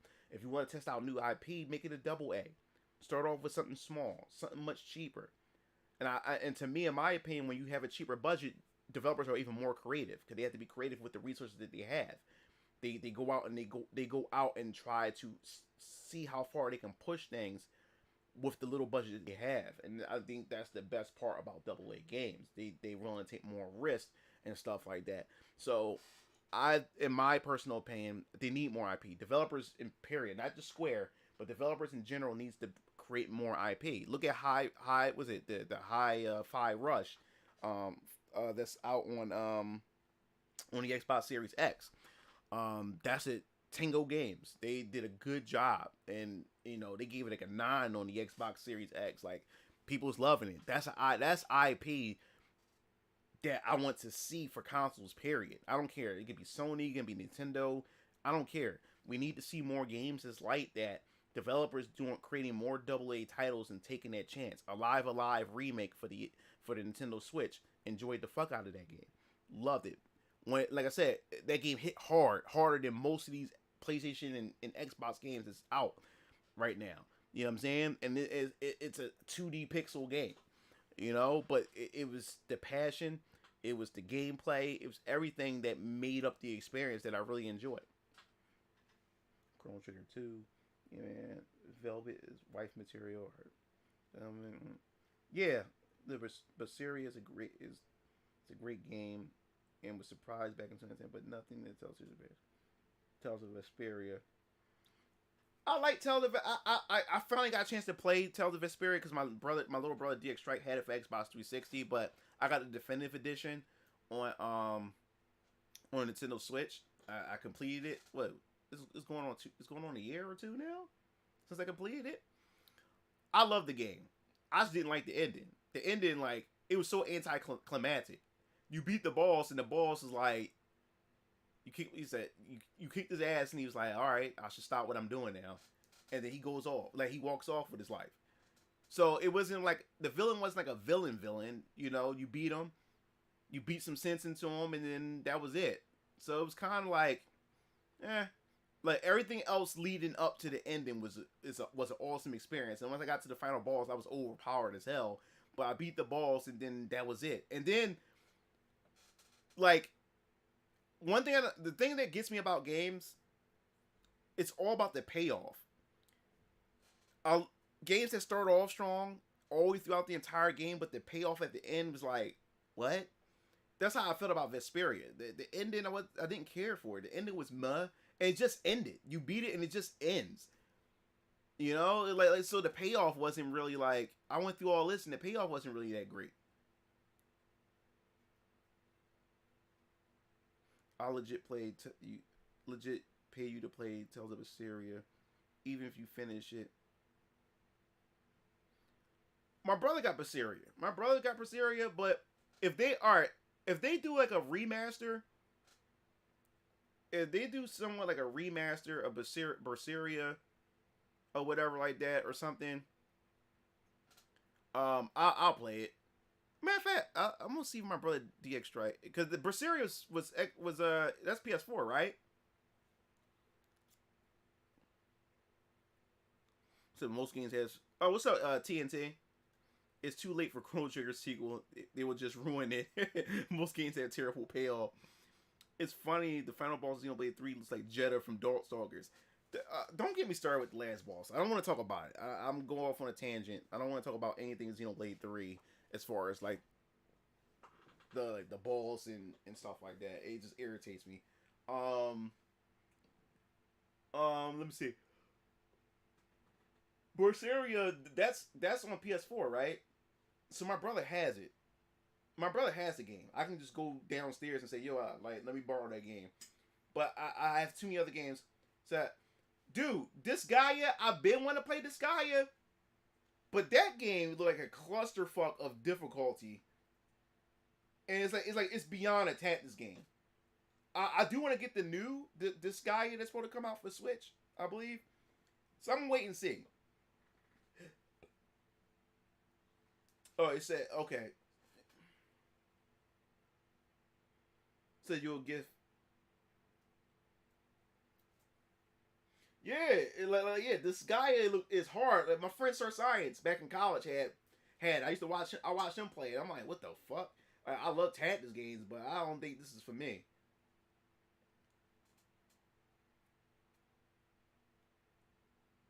Yeah, I do want to play I'll play Berseria. I have no problem playing it. I just won't get to it right away. I got other games to play before I can get to that.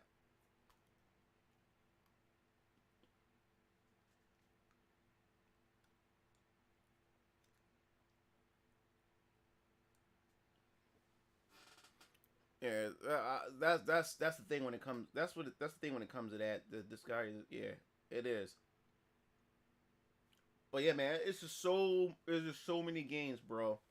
It's just so many games. It's just so many games to play.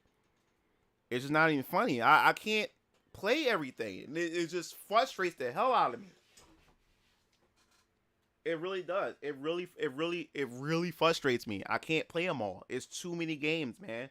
And the thing is, I'm buying games and not even opening them. I'm just splurging money and not even opening them.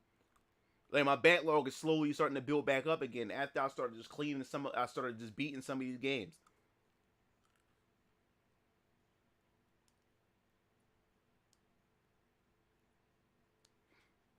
So I gotta figure out what I'm gonna do, man.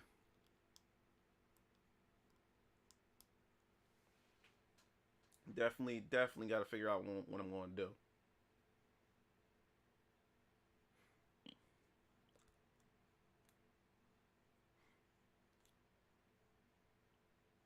Mm-mm-mm. Let me see. Let me check something real quick.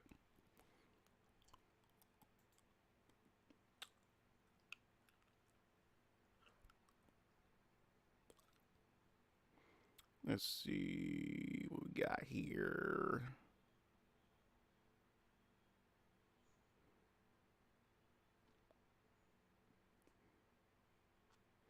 Yeah, Metroid. I gotta. I'm waiting for the physical version of Metroid Prime, because I'm gonna cop that as well. Metroid Prime, remaster. I'm definitely gonna pick that up.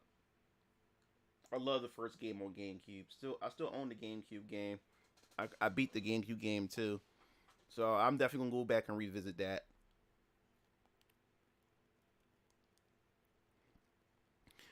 Another thing too, man, it's like when also gaming. Since I'm a gaming YouTuber, it's really hard to enjoy video games. Just me like just sitting down, turning on a game and playing it, because I have to. Like I feel as though that I have to record my gameplay with every game that I'm playing. I have can share over this deal. I have no idea, bro. Um, I feel as though I have to record gameplay so I can have gameplay, and I have a shit ton of gameplay to games that I played but never made videos about them. So at the same time, it's kind of hard for me to sit down and enjoy a game, because then it started to feel like work. Like I gotta be recording something. I gotta have some new gameplay, and you know, it makes good B-roll footage when I do videos. That's footage I can have in the background while doing a video and stuff. Um, that's another thing that really makes me procrastinate on playing games, because I feel as though I have to record some gameplay as I'm playing. So that's another habit that I have a hard time getting out of.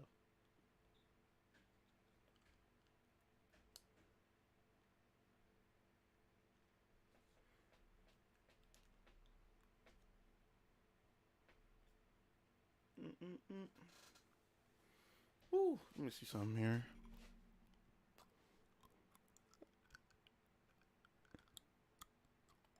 That Tekken 8, that Nina Williams, she looks dope, man. The gameplay, that Tekken 8 gameplay, bro. Tekken 8, like Tekken 8 looks ridiculously fast. They wasn't lying about aggressive gameplay. They weren't lying about that.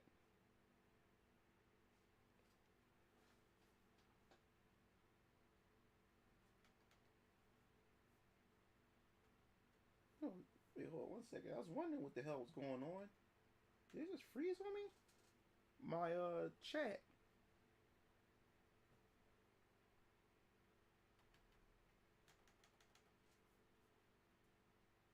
The hell?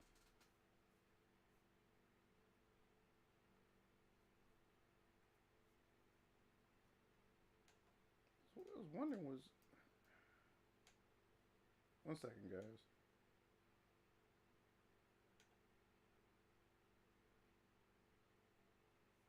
Yeah, my chat froze. I was wondering why I see on my what you call them that you guys are talking, but then on here there's nothing popping up. You're gonna get your hands on a Nina model. Oh yeah. Oh yeah. I will.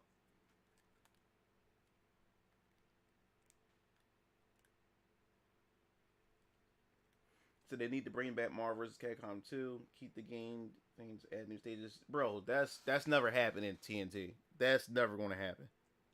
You might as well just throw that idea out the window. That's never going to happen.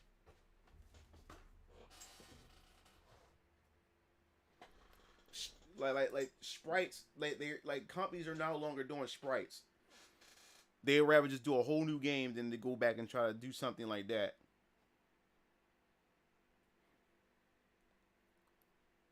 What they need to do is do another Project Cross Zone, man. I had that for the 3DS. Love the hell out of that game. And then the fact is that it was also in the sequel or in the sequel to the Namco Cross Capcom and stuff like that, which never came to America on PS2. Like, you know how much money that Nintendo and other companies can make if they treat it like Smash Bros. With the reveals? Do a Project Cross Zone for Nintendo Switch. So you have Nintendo characters, Sega characters, Bandai Namco characters, and stuff like that. Man, that'd be fucking sick.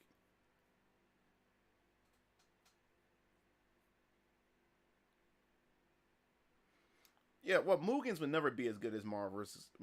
Capcom. The thing about Mugen,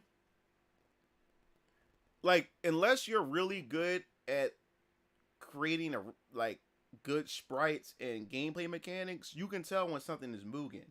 Like, I enjoy Mugen projects that don't feel like Mugen. Like, you can't tell if it's Mugen or not. That's how legitimate it feels. And like, the state of Mugen for me, I started losing interest in it because there was really anything that really stood out, like in the golden era or around, like, 2000, like 2000. Let me see. When I started in like 2000. Yeah, around like 2010, 2011, man. Like, that's when like Mugen was like really going off the charts, like doing some cool stuff. And I was at my peak at that time. But then after that, I mean, after a while, it was the same thing. Everybody it's 20 different versions of Ryu. I don't know how many times Ryu can be violent and how many times Ken can be violent. And we get the same thing over again. It's always different versions of Marvel vs. Capcom. It's always different versions of Mortal Kombat. Like, the reason why I like the Card Saga Wars, because it was something that we have never seen before. And it didn't even feel like a Mugen. It didn't look like a Mugen project. Didn't feel like a Mugen project. And we saw high quality sprite work for the characters and stuff. And we had characters that was never even made into a Mugen character before. That shit I would like to see more normalized in Mugen.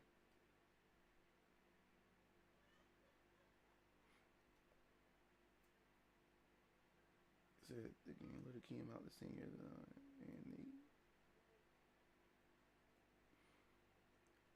yeah.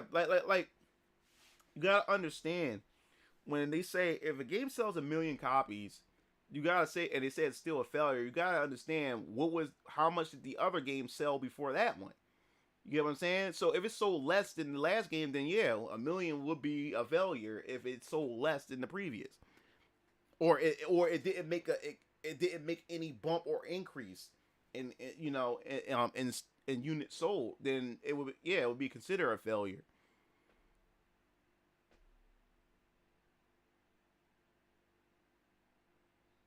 I think the problem with Mugen 2 is not it's not open sourced.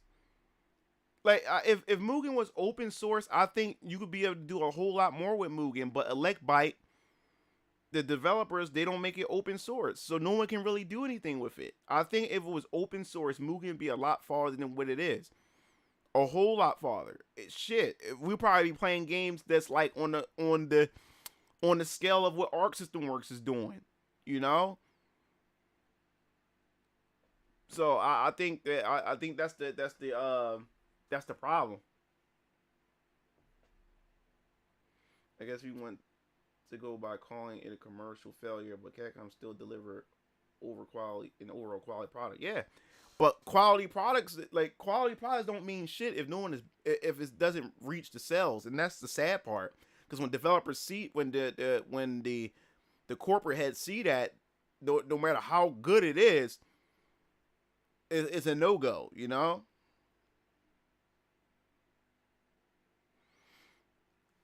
I was disappointed. In like J Stars, despite that game being busted as fuck, I enjoyed J Stars because of the whole team aspect.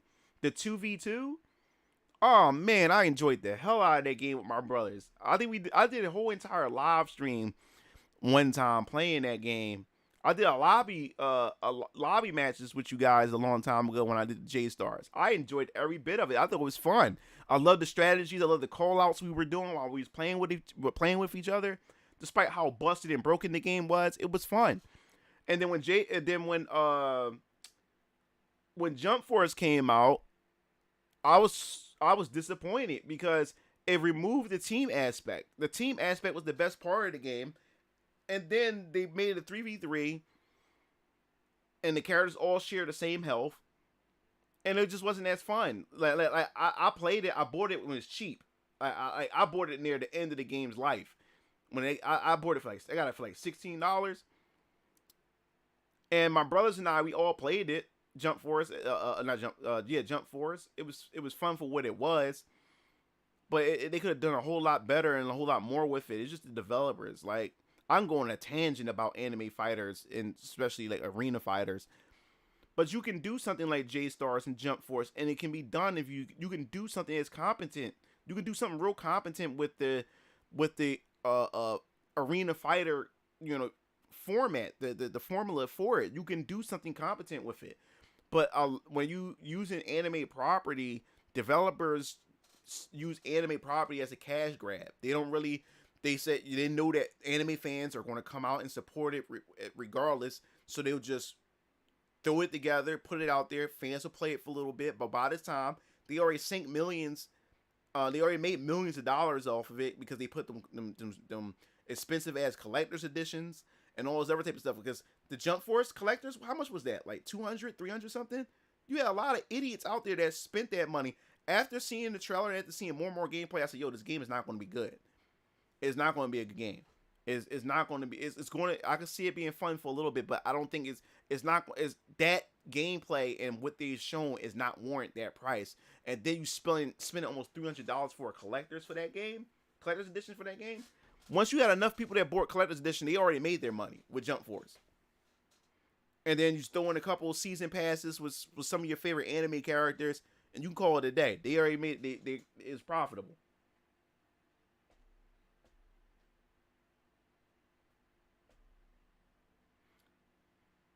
How would I remake Jump Force?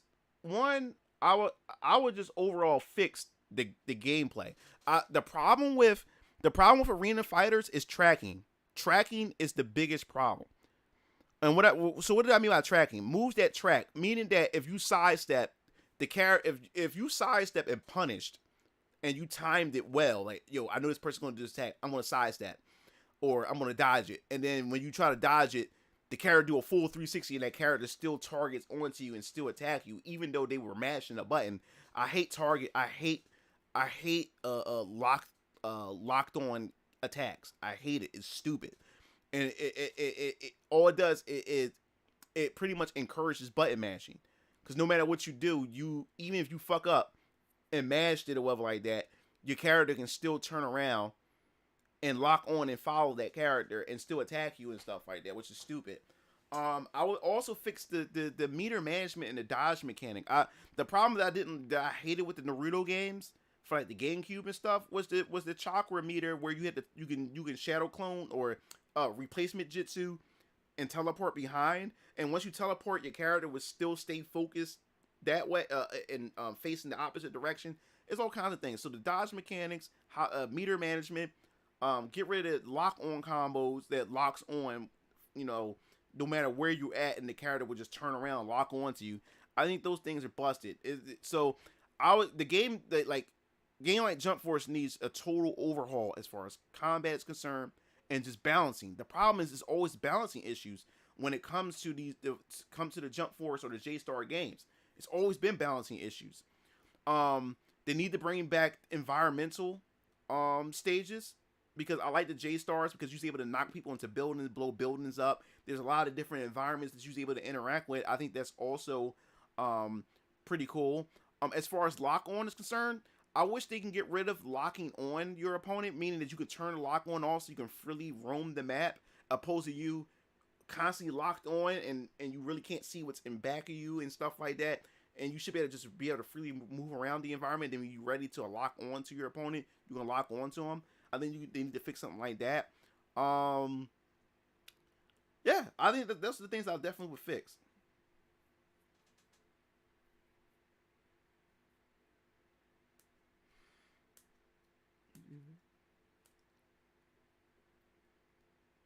Oh yeah, that One Punch Man is made by the same people who made Jump Force. Yeah, I can do that. I can make it. Yeah, that's actually pretty. I actually would do that. Only thing I hate about making the video when I do want to make a video about this, I will make a video about it. That's a good thing, Nova. If I'm about to get a bunch of fucking B-roll, because I don't really have much gameplay of Jump Force. I don't really have much gameplay of J Stars. Well, I do have some Dissidia gameplay. So that's because that's an arena fighter too as well. So I mean, I'm gonna be spending all day just getting B-roll. Yeah, Kill la Kill was done right. I meant to say Kill la Kill. I can't remember the name of it. That was off the tip of my tongue. Yeah, that was a competent fighter, arena fighter. It can be done, and it can be taken seriously. It's just a matter of the developer and how they go about it, man.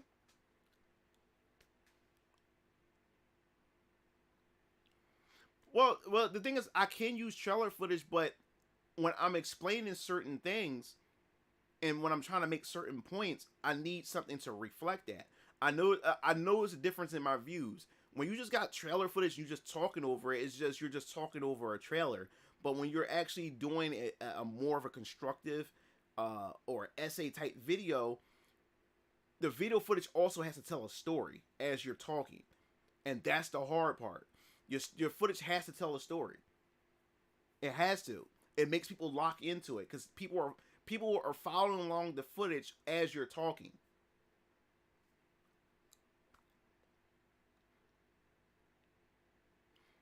Yeah, not many people did buy it.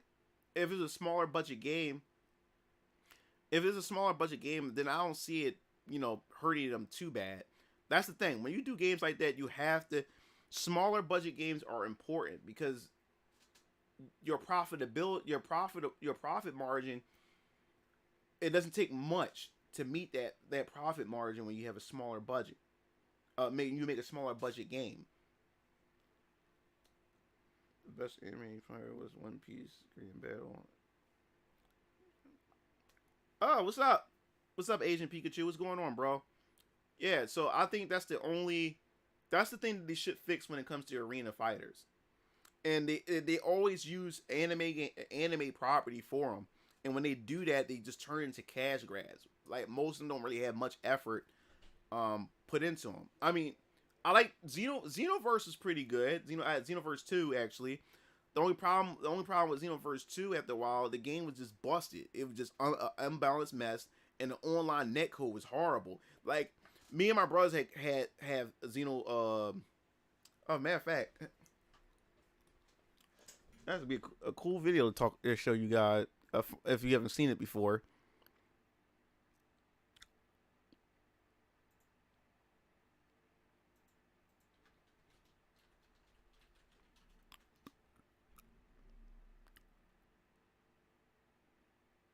So what happened was in Xenoverse 2, I found the game fun.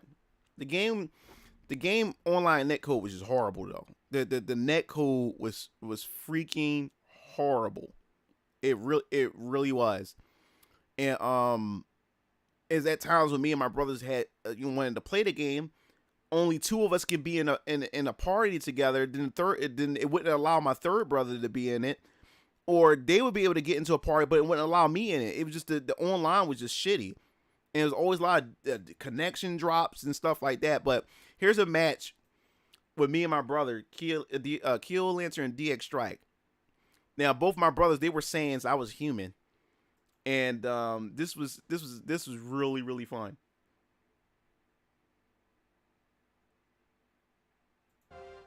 See, oh, I also made an intro using the Yo, why is this showing me? Hold up, 1 second. Let me just see if I can just load it from my. Let me just see if I can find it. I got the video on my computer right now. On the YouTube is just the video is going. It's just lagging. 1 second, guys. Where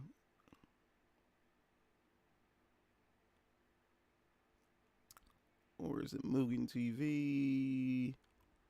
Archive videos. Yeah, wait for the hard drive to load up.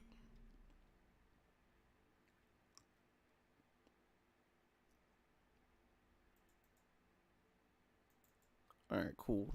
Xenoverse.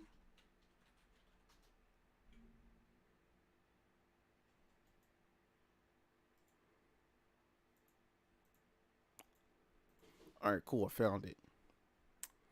1 second.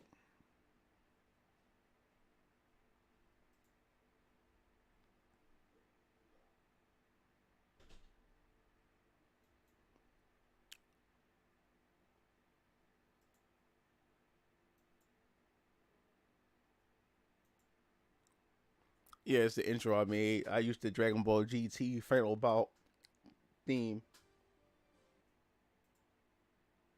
Hey, hold on. Hold up, man. What the hell? Hold on. Turn the volume was down for a reason.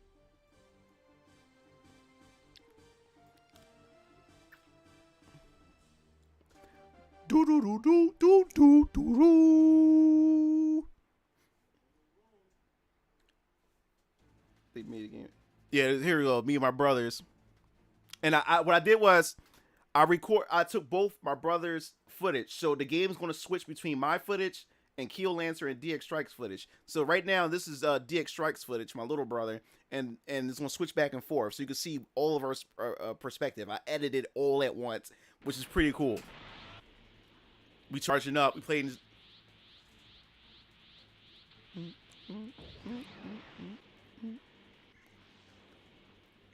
Yeah, so one of the guys had lost connection, so the computer player came in.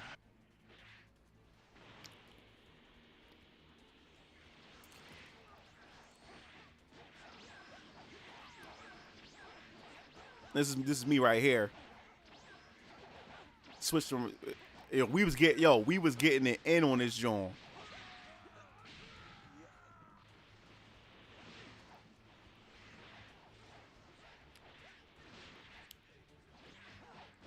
Another thing too, man, the healing items, man, it just made fighting not as fun either, because you will fuck a guy up and then he just just heal himself, and then it's like all that work you did was for nothing.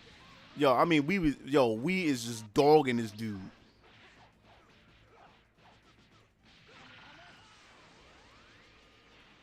This was crazy. Osama been trapping. You know it's a black dude that made that character name up. Osama been trapping. You know a nigga made that. That's John.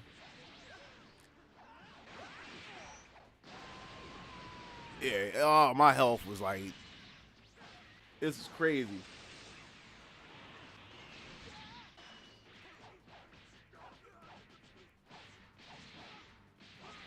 Yo, my little brother effing him up. I just loved it because I love the flying and stuff. Like, it just felt like I'm in Dragon Ball. Like, it was just dope. Yeah, he caught us good with that one.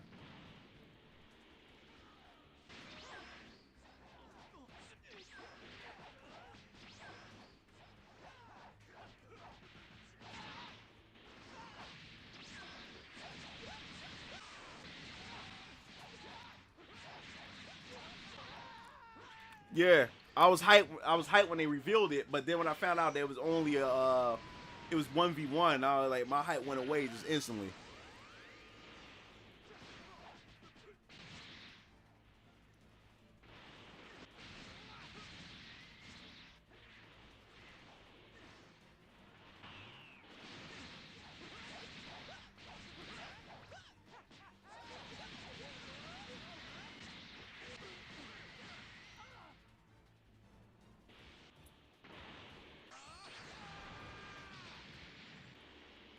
dope, man.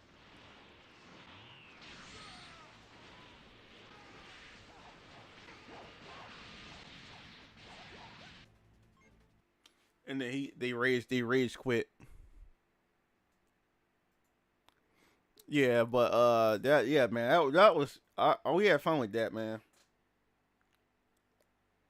I gotta find it. It's on my I gotta go through hours of footage to go on my channel to go find that. Yeah, Xenoverse. I like the Xenoverse too. It's pretty cool. I didn't even bother. I only played like 1 hour in Ninja Storm and never went back to it.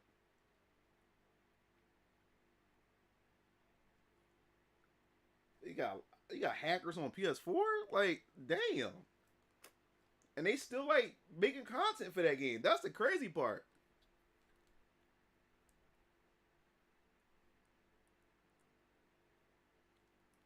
Yeah, but yeah, man. Yeah, I love more so. I'm more of a cooperative player than a competitive player. I love games where I'm able to co-op with friends and my brothers and stuff like that. I think those games are much more fun. It's a lot less stressful because I'm not. Like if we are competing, it's because I'm in a team, and when I'm playing in a team, I'm competitive, but I'm not as stressed as if it's just me.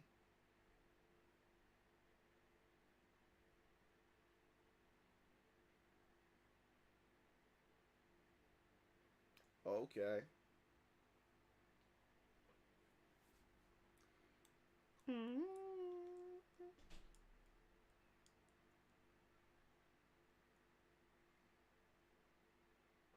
I don't feel like I don't know.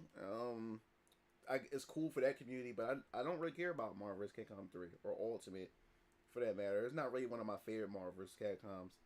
I prefer Tatsunoko vs. Capcom over Marvel vs. Capcom 3 actually.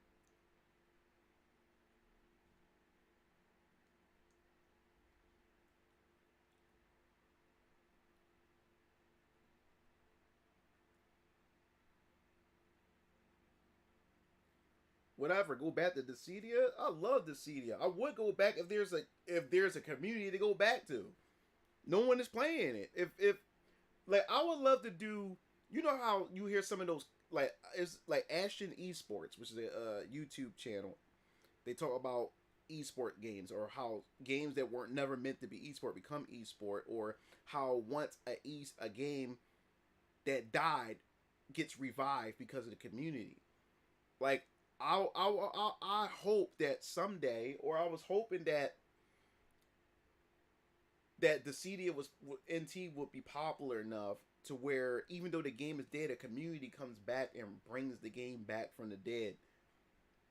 And even though that the company doesn't support it, there's still a community that loves the game. But the CD had never gotten to that point.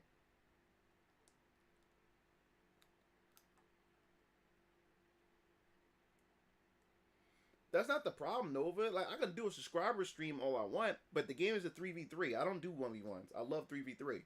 If I'm going to do a subscriber lobby, I would love to play 3v3. I would love to have 6 people playing, or have a lobby. What, you can have a lobby up to what, 18 players, like in a one lobby, and you can just get different teams going on, or something like that. If I can get a nice lobby going on, I wouldn't have no problem at all. And then I can just jump in and out with different teams and stuff like that. But the game is dead, sadly, and I don't. Dissidia itself is not a bad idea. It's not. It just wasn't implemented or executed well at all. That was the problem with Dissidia NT. Now, I know a lot of people say it should just 1v1. Yeah, 1v1 was fun, but I love the team aspect of the game. The problem with the game is they should have gave not only 3v3, but they should have created single player content. It still should have been single player content heavy, and there's no way in the world why a game that has all your favorite Final Fantasy characters in one game, there's no reason why it should have a shitty story or a shitty story mode, I say the least. You know, it should have never had that. There should have been some cool Easter egg or fan service moments with interactions between the Final Fantasy heroes and villains. You really didn't get much of that at all.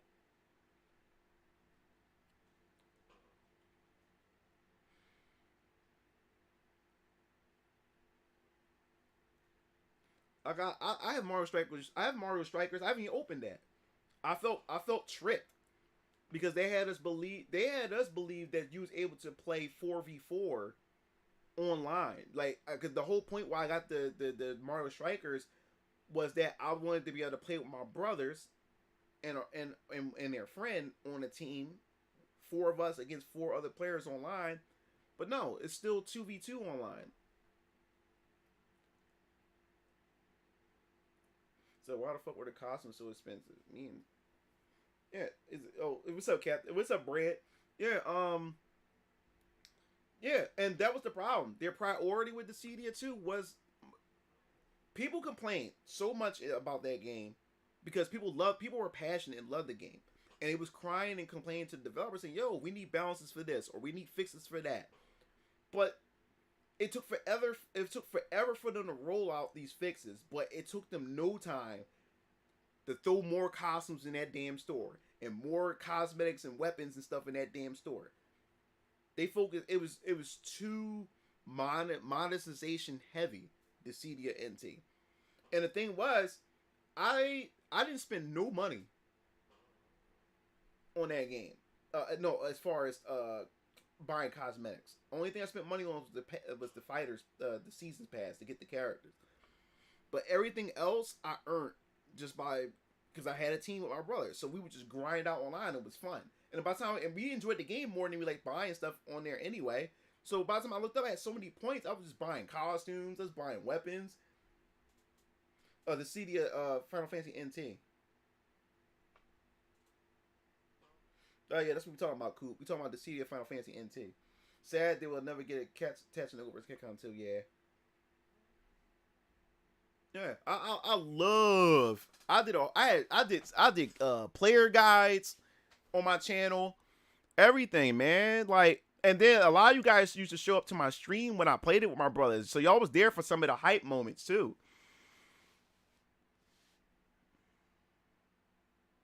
Yeah, man. Like I had the collector's edition too at the steel box. The Cydia John. That was my game, man. The Cydia Final Fantasy was my damn game.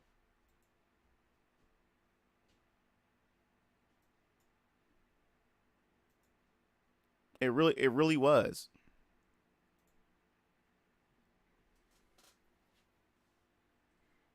Oh, what's up, GT for life? Yeah, man. Like that really was my game. The Cydia, I loved every minute of the multiplayer. That's all. Like it took me forever to go back, and I finally completed the story mode, but the story mode was ass. Like even the first story mode for the PSPs weren't that good. Like the one player, like I liked it because the customization, but the problem I had with the Cydia on the PSP, I knew no one else who had a PSP in the Cydia. So it was a game that I was just playing by myself. And after a while, I got tired of playing the story mode. I really did. Like, because I had no one else to test out I have all these different builds of characters that I have. My own version of Cloud or how I had Cloud. But I had nobody to test them out. I had no one to test them out with. Like, no one I knew had the game. So I got bored of it after a while. He said, yeah, I remember. Oh, yeah, and that the Sephiroth player is a chick. Me and her became friends on Facebook. Me and her still friends. We talk. We still talk. And we were talking about that recently and stuff. She was, and because she a Sephiroth fan. I mean, she is an Asian chick. She has Sephiroth body pillows. You go on our Facebook page. She has Sephiroth everything. She calls Sephiroth her boyfriend. She has like she has one of those AI, like, those AI partner things that you can actually type and it talks to you back. And she has a Sephiroth one where she's talking to Sephiroth and Sephiroth asks how her day is and stuff like that. She is so obsessed with Sephiroth, but she was kicking my ass. She was kicking my ass in that game.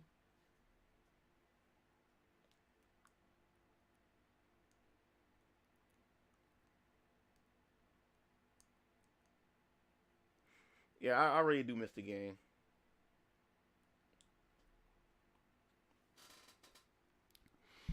Yeah, like if we can get something going on, and that's the thing. Like the other problem with I was trying to get something going on from Facebook, trying to get a few people, but the group that I was in, everybody had such different time zones because everybody was from different parts of the world, and it was never I could never get a time where we were all able to agree on a day and a time that we could all play together, and that was another issue I had.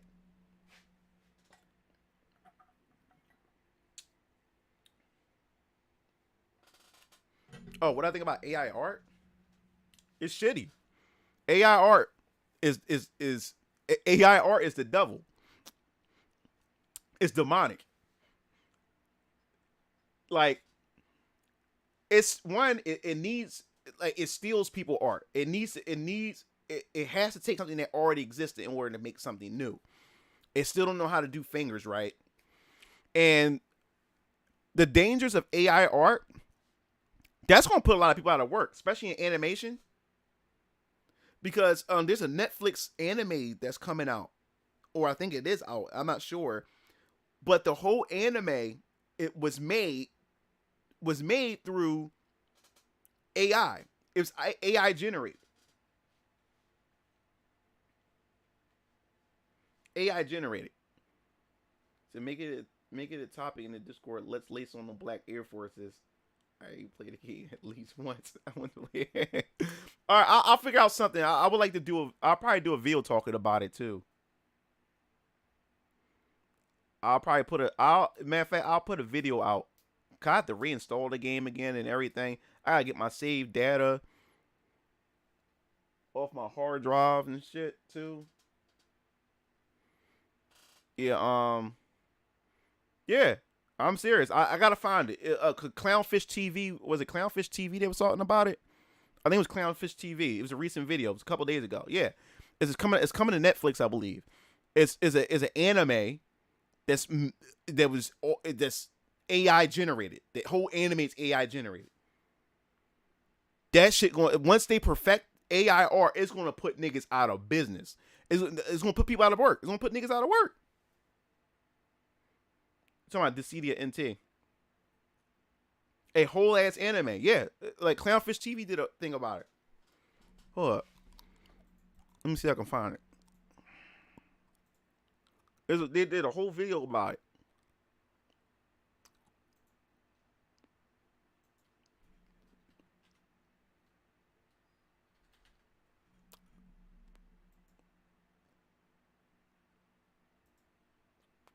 Let me see if I can find it.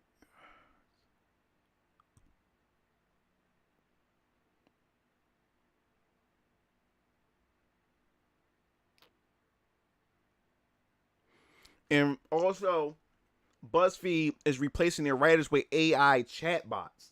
They're going to use AI to write journal articles, like news articles and shit. It's that's a video on that too. Here we go. Netflix anime with AI. This is right here. This is a whole article. TV. This is Neon, and we're going to talk about the animation industry. We're going to talk about AI art.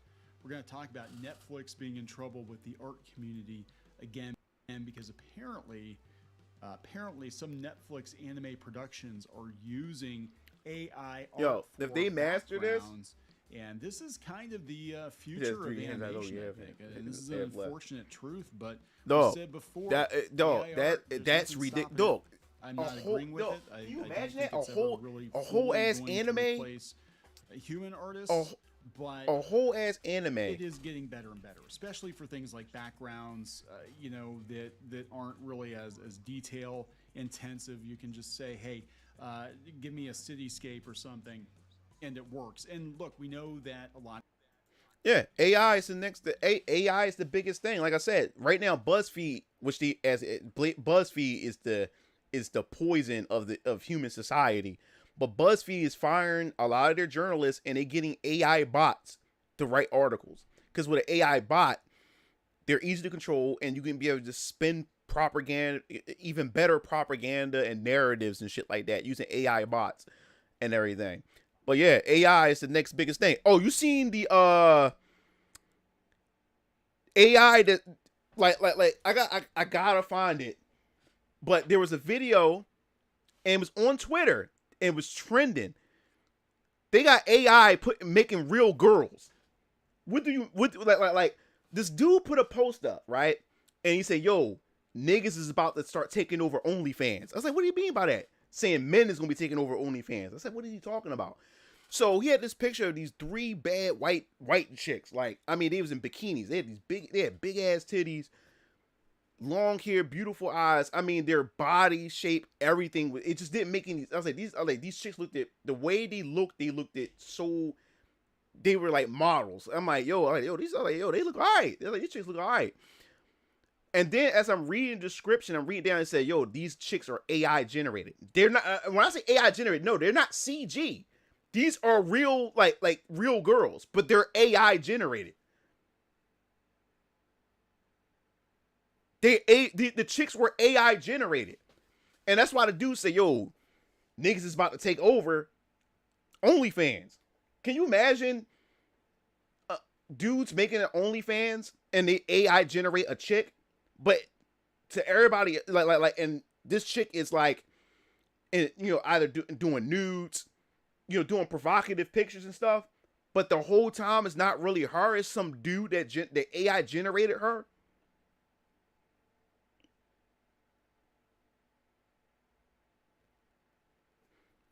When I seen that, I said, "No way." I'm looking, I was like, then I was looking for the fingers. They said no. This is AI generated. These chicks was AI generated. I was like, oh my God. You know how much you can scam dudes?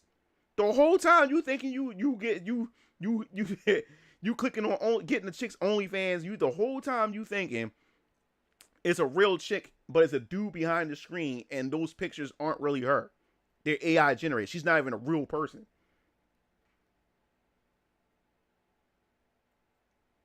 He said, "There goes my anxiety again." Yeah, bro. This AI stuff it's no joke. This AI stuff.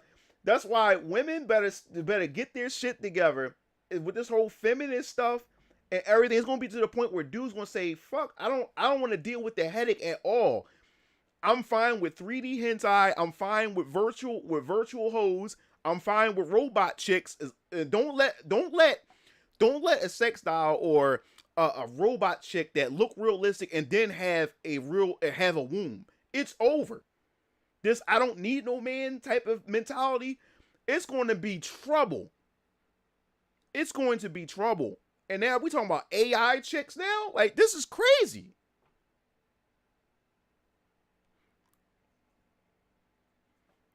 Crazy. But yeah, this right here. Wherever they can, because animation's expensive.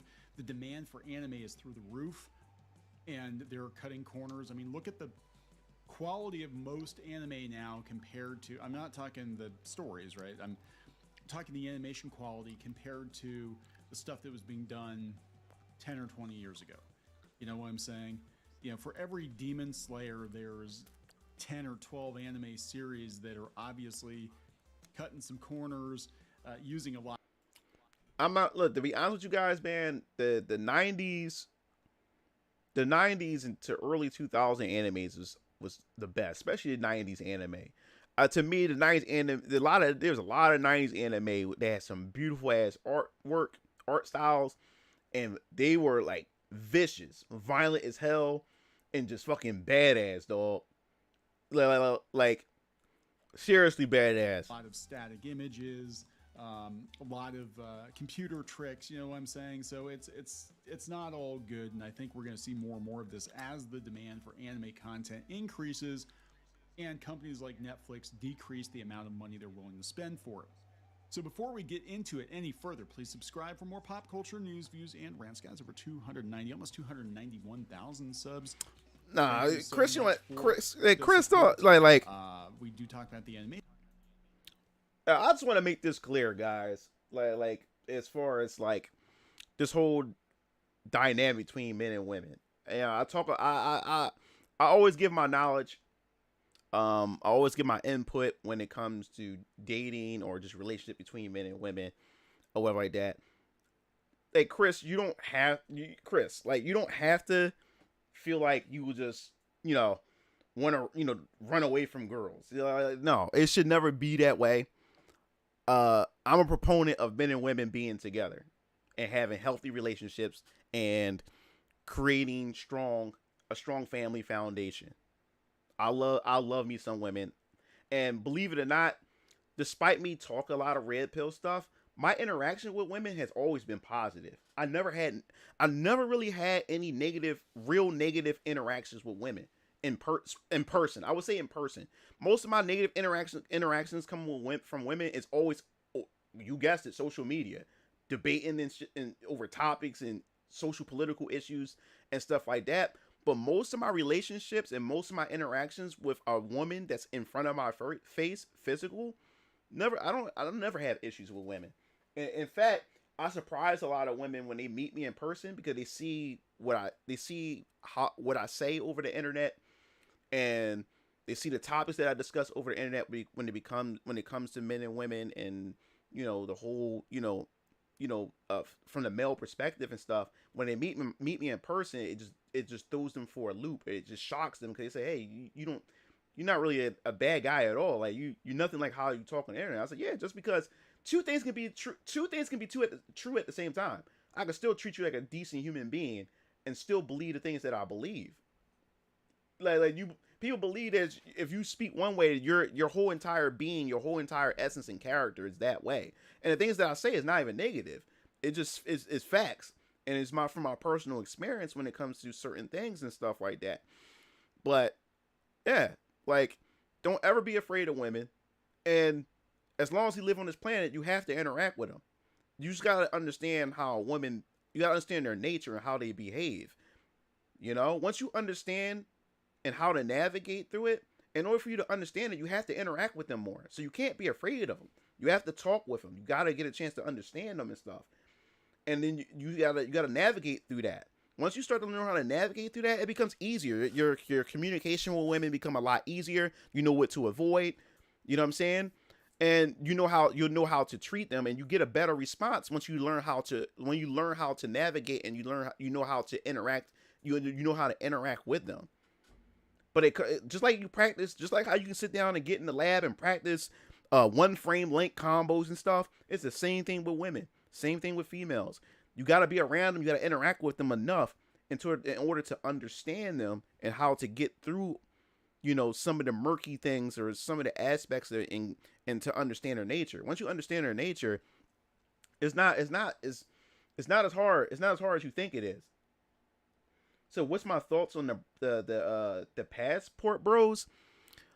The passport bros, because I know a couple of passport bros in my life that I know a couple of them. They just left and went to Thailand and went to Taiwan and got an actual wife, and they ain't never coming back to America.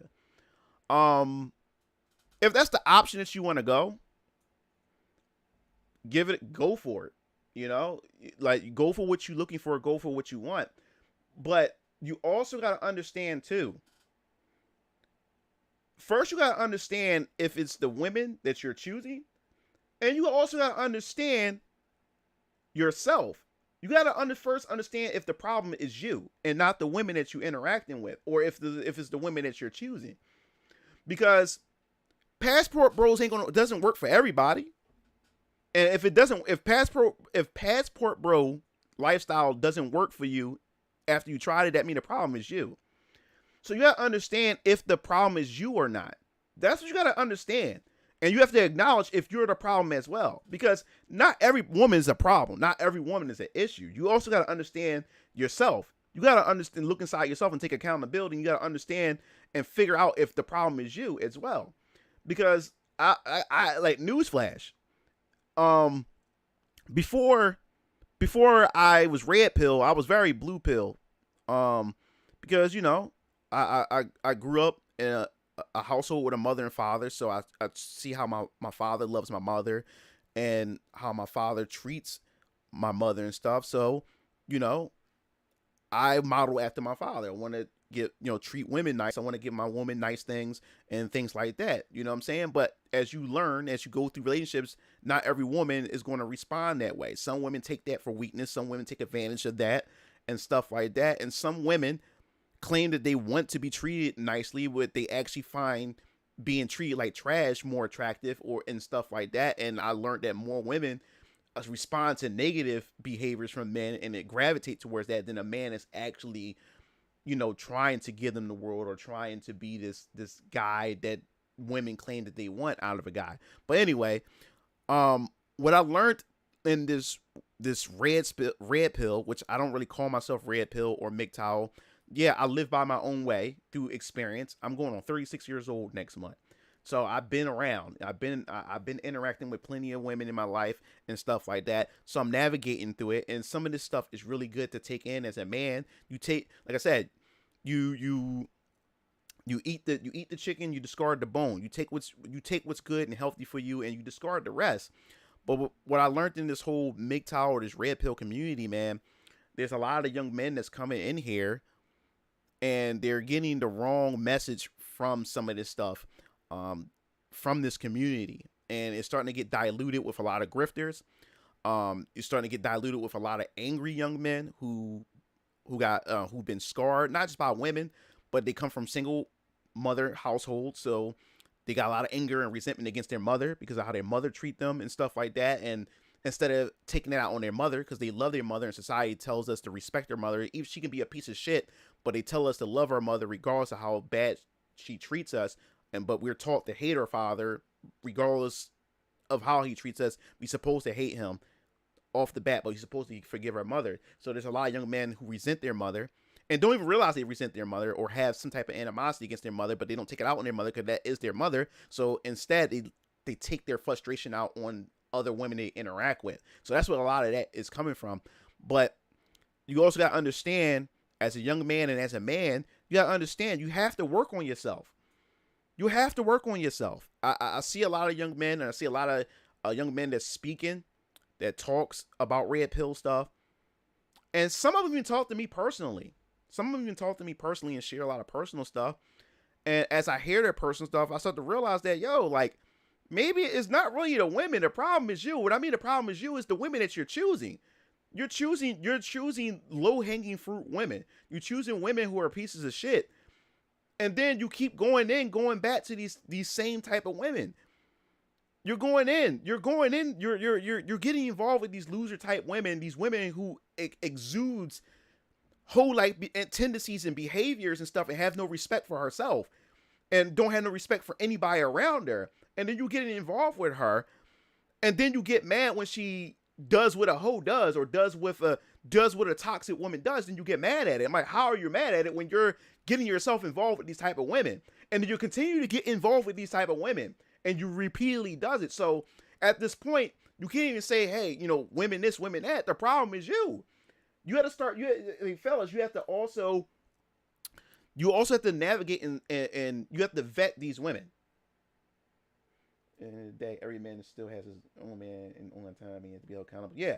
So we talk about women not taking accountability for things, but the more and more of this red pill stuff is going out there, the manosphere and stuff like that's going out there. I'm starting to see more and more men starting to use this movement as an excuse for them not to better themselves and for them not to take any accountability for their own actions. And fellas, men, we're not so we're the more, as far as the gender, we're the ones that's always held to some type of accountability. But at the same time, I'm starting to see more and more guys out here who's not taking accountability for their actions and decisions that they're making in their life. I see a lot of young men, or I see a lot of men that I've met personally, or I even talk with over the internet that have complaints about women, right? But then I turn around and I actually see a picture of them, or I know what they look like in person. They fat as fuck. They're not groomed well. They don't go to the gym. They don't do anything. But they expecting to have a quality woman just fall on their lap, but they're not even doing nothing to make themselves look attractive or appealing, to a woman. But you expect a nice looking woman to just accept you and just be with you and stuff, but you're doing nothing to better yourself. You got dirt underneath your neck. Your ears look all crusty. Your lips is crusty. You got crust all in your nose and your eyes. Your teeth yellow as fuck. You smell, your armpit smells stink. You got an odor when you pass by people and shit like that. You're not doing nothing to better yourself. But yet you're saying women this, women that, women this, women that. I'm like, look at you. At least take care of yourself. Love yourself first. Yeah. Yeah. But so it's a lot more. I'm starting to see a lot more young men coming in here. A lot of more men coming here, not taking accountability.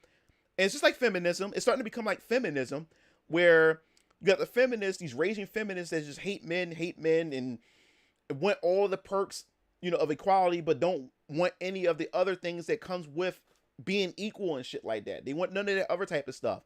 And I'm starting to see a lot of young men and a lot of men coming into this space that's just complain.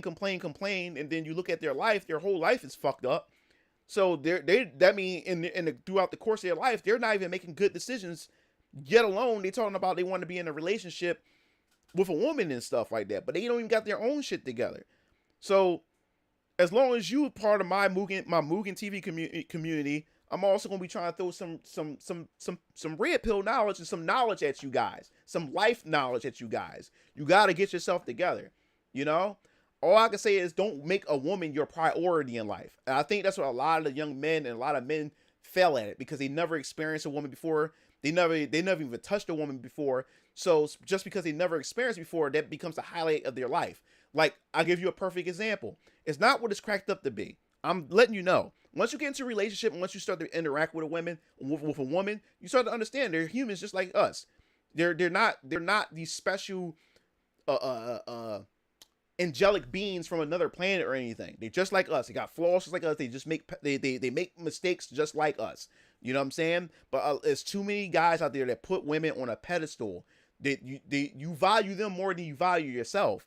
So when a woman sees that you value her more than you value yourself, she has no respect for you. I'll tell you this, man. Like, I keep saying this, and I'm going on 36, and I've been dealing with a lot of women.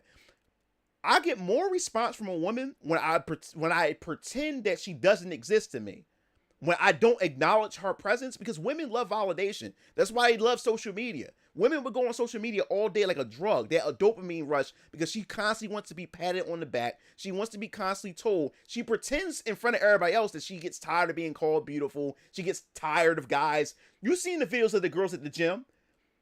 These girls, oh, these guys are creeps for looking at me, but yet you dress a certain way, or you purposely get in the guy's peripherals so you can be seen.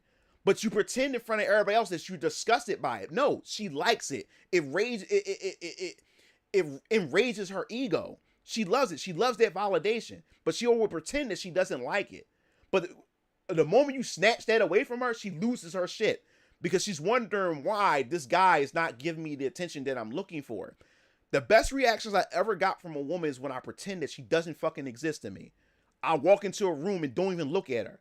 Even when I go to the gym, it's women where I'm working out. Literally, I'm working out in front of the mirror. She would literally grab a stool or a bench and slide it in front of me, just so she can bend over while her ass is in front of me while I'm trying to look into the mirror working out. Or she'll walk by. Oh, you using these weights? Women like they go there just for the attention. Women love attention. Don't have women tell you otherwise. I'm raising a daughter. My daughter's 13 years old. My daughter loves attention. And trust me, guys, as a father, this is why fathers is important. Daughters wants to be validated 24/7. My daughter would come in the room. Daddy, how's my hair? Is my hair like, should I have my hair like this or should I have my hair like that? Daddy, my acne, this is that and the other. How does my face look? Or daddy, like, should I wear this or should I wear that? Or daddy, how I look? Daddy, how's this? How's my eyes? How's this? How's that? And it's draining. And of course, as a father, baby, you look fine. This is that and the other. No, like you look perfect. This is fine. This is that and the third. And as a father, I have to reassure her every time that she's beautiful. I have to reassure her that she's fine the way she is. I have to constantly keep reinforcing that in her. Now, she's like this and she has a father. She has me in her life. Can you imagine how a daughter is when a father's not around to reassure her that she's beautiful, to reassure her, to give her the confidence and the self-esteem that she needs to navigate through life? And when her father's not around, guess where she's going to go? She's going to go to fuck boys. She's going to go around going to different dudes looking for that validation, wanting that validation to know, to see if she is wanted, to see if she is just looking for love and stuff like that. So yeah, like, can you imagine that? I'm a father. I'm in my daughter's life, and she's constantly wants validation. She wants my approval. She wants her daddy's approval. Can you like so imagine with no dad around, how rampant it is for a daughter, for a girl. If they feel like a man's in a position where they doesn't women, they want to be part of it. Facts. So yeah, so so women love validation. I and this is my advice to all you young men and even the older guys in this chat. If you want a woman, man, that you're interested in, first you gotta know if it's interest there. But you have to be nonchalant. And it's sad that you have to play this type of game, but this is how it goes. This is the mating dynamic between men and women, man. Like, all the women that I've ever been with was because I completely ignored them, and sometimes it's just me being oblivious, not having an idea that the chick likes me, because like I said, when it comes to women is not a one size fit all. When it comes to how a woman, how to tell if a woman likes you, not all of them behave the same. All of them behave differently. Because like you always hear it, just because I smile at you doesn't mean I like you or I have interest in you. But then you have another girl who does smile at you and winks her eyes at you or do any type of body language towards you, and then they would say he didn't read my body language, or he didn't pick up on the signs that I liked them. I did all types of things. I did all these things. She did everything but tell him that she's interested. She did all the body language but actually come out and say, hey, I'm interested in you. If she would have came out and said that guy probably would have responded, or I would have probably responded. But not every girl responds that way. And then on top of that, you have to think about the Me Too movement. Now guys are even more scared to approach women because now women are turning dudes into villains for even saying something to them. There's women out there who finds it weird that a guy talks to them in person. There's women out there who only talks to dudes over the internet, through social media.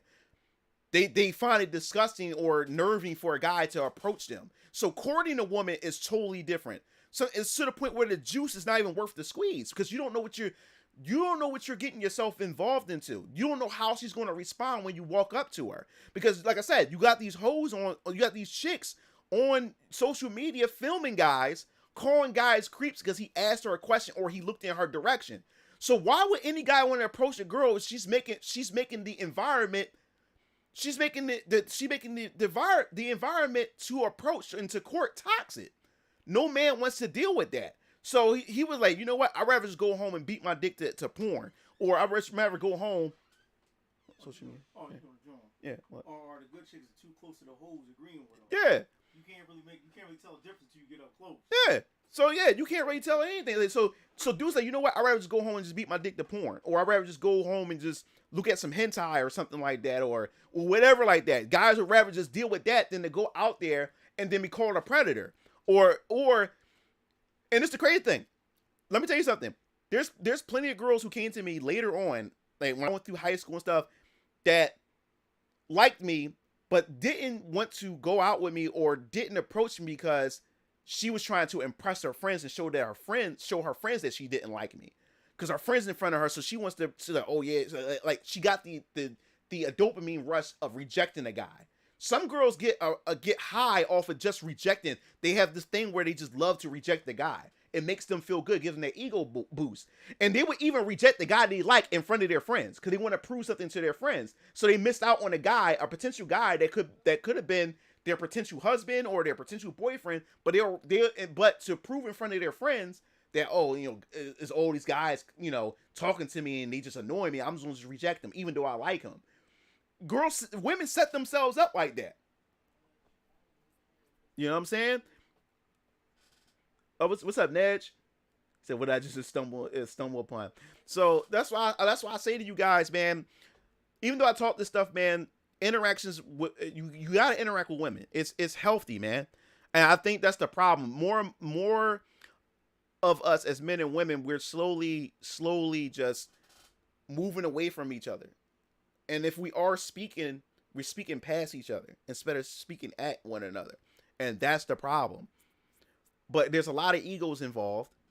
And the reason why women are behaving the way they're behaving, and they keep saying that they're oppressed, but they're not. The reason why women are behaving the way they're behaving because we made it safe for them, and we gave them the space and to say and behave the way they want to behave.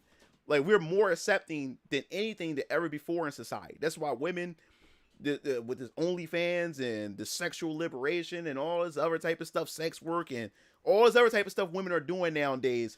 Women are doing whatever the hell they want to do is because it's safe for them to do it. They won't get penalized for it. They won't get judged for it. In fact, they're celebrated for it, and they're told that it's empowering to do it. This is why they're able to do it. You're starting to see more women attacking men because she's safe. She's protected. She knows if I hit a dude and a dude hit me back, society's going to punish him for it. So that's why, like, today, women are running things. They're running more and more rampant with their behaviors and their mentality and their way of thinking because it's safe for them to do it, because we made it safe for them to do it without any repercussions. Like I said, it doesn't even have to be romantic or flirting interactions with women. Just talk to your, learn to talk to women, man. I always tell this one young man I was used to talk that used to hit me up that liked this one girl and stuff like that, and he didn't know how to approach women and stuff.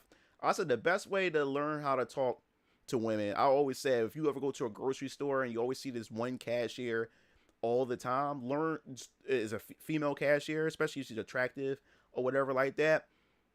Just strike up a conversation, a random conversation while she's just pricing your stuff and bagging your stuff. Just have a conversation, especially since they're sitting there. They already most of the time they have a shitty day, and it'd be nice for you to for somebody to at least acknowledge their efforts and hard work while sitting there bagging your stuff up. Practice, talking to a classmate, talking to a coworker. Get into that situation to where you feel comfortable to just express yourself to a woman. Now, like I always say, you also need to read the room. You don't just what I used to do too, and what I still do. Just I strike up conversations, even like I said, in the supermarket when there's a long line, and if there's a woman in front of me or whatever like that, and she just like I said, you read the room, you read her body language and stuff like that. I'm not trying to hit on her. I just strike up a conversation and stuff like that. Especially if I overhear her talking about the line and what's taking the line so long, I will butt in and give my opinion and stuff. And they said, yeah, don't you? And she'll conversate, and next thing you know, we having a whole full blown conversation that could shift to other things. You know what I'm saying? You don't know, but you have to practice that. Learn to have conversations and stuff like that, and don't overthink it. The main problem, a lot of you guys, y'all overthinking. Y'all, like I said, y'all put women on this pedestal. Don't overthink it. She's a human just like you. She's no different than you. She's not better than you or anything. She's a human just like you. So you don't overthink it. Just have conversations, and don't go in with the intent that, oh, I'm trying to bag her. No, just have a conversation. Get to understand the flow of a conversation with a woman or whatever like that. So as you get better and better at learning how to get rid of that stage fright, because the best form of conversation is having conversation with strangers.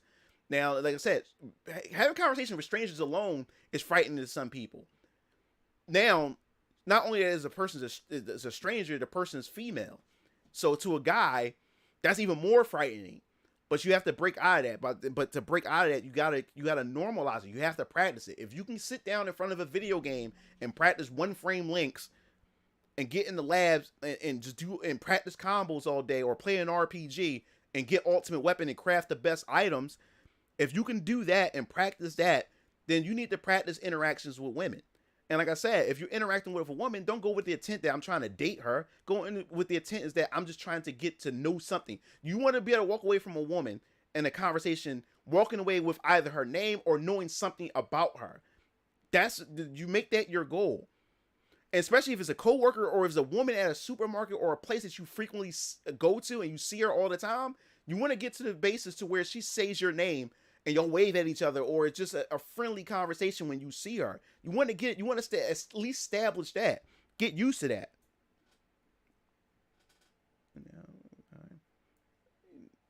Need to be more human. Yeah.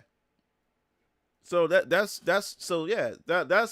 a homework assignment for you guys. For those of you who wants a lady friend in your life or whatever like that, or a partner, that's your homework assignment. Learn to conversate with a female. Learn to conversate with a woman.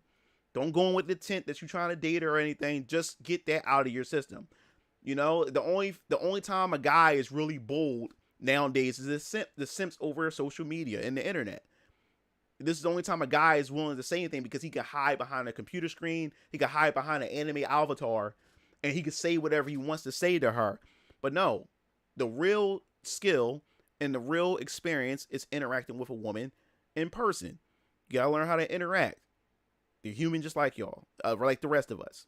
They don't bite, and they're not angelic beings from another planet. So don't put them on a pedestal, because that makes you look desperate in her eyesight. And when you look desperate to her, she's going to treat you as such. She's not going to respect you. So you got to keep that in mind. Asian industry, we talked about anime. This is from clownfishtv.com. Hat tip to Mike Phelan, who put this article up, and then we're going to go out to four. Yeah, so they made a whole anime using AI art. That's crazy, bro. That is freaking crazy.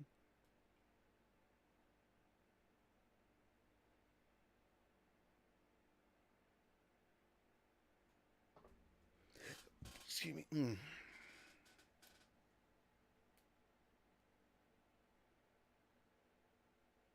Crazy thing is, when I went to the movie theaters and got popcorn, stand and chat with Wayne, thought, why the fuck was this easy?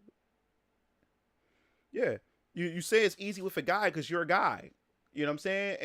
And you're a straight guy, so there's nothing there. So it's easy to talk to a dude, and it's difficult talking to a woman because you're attracted to the opposite sex. And like I said, a lot of guys got in their head that women are these perfect beings who can do nothing wrong. So you automatically put her on a higher value than yourself. So since you do that, you become intimidated by her because of how she looks and because she's simply a female. So you just put her on a higher pedestal, which makes it much more harder for you to communicate to her and shit like that.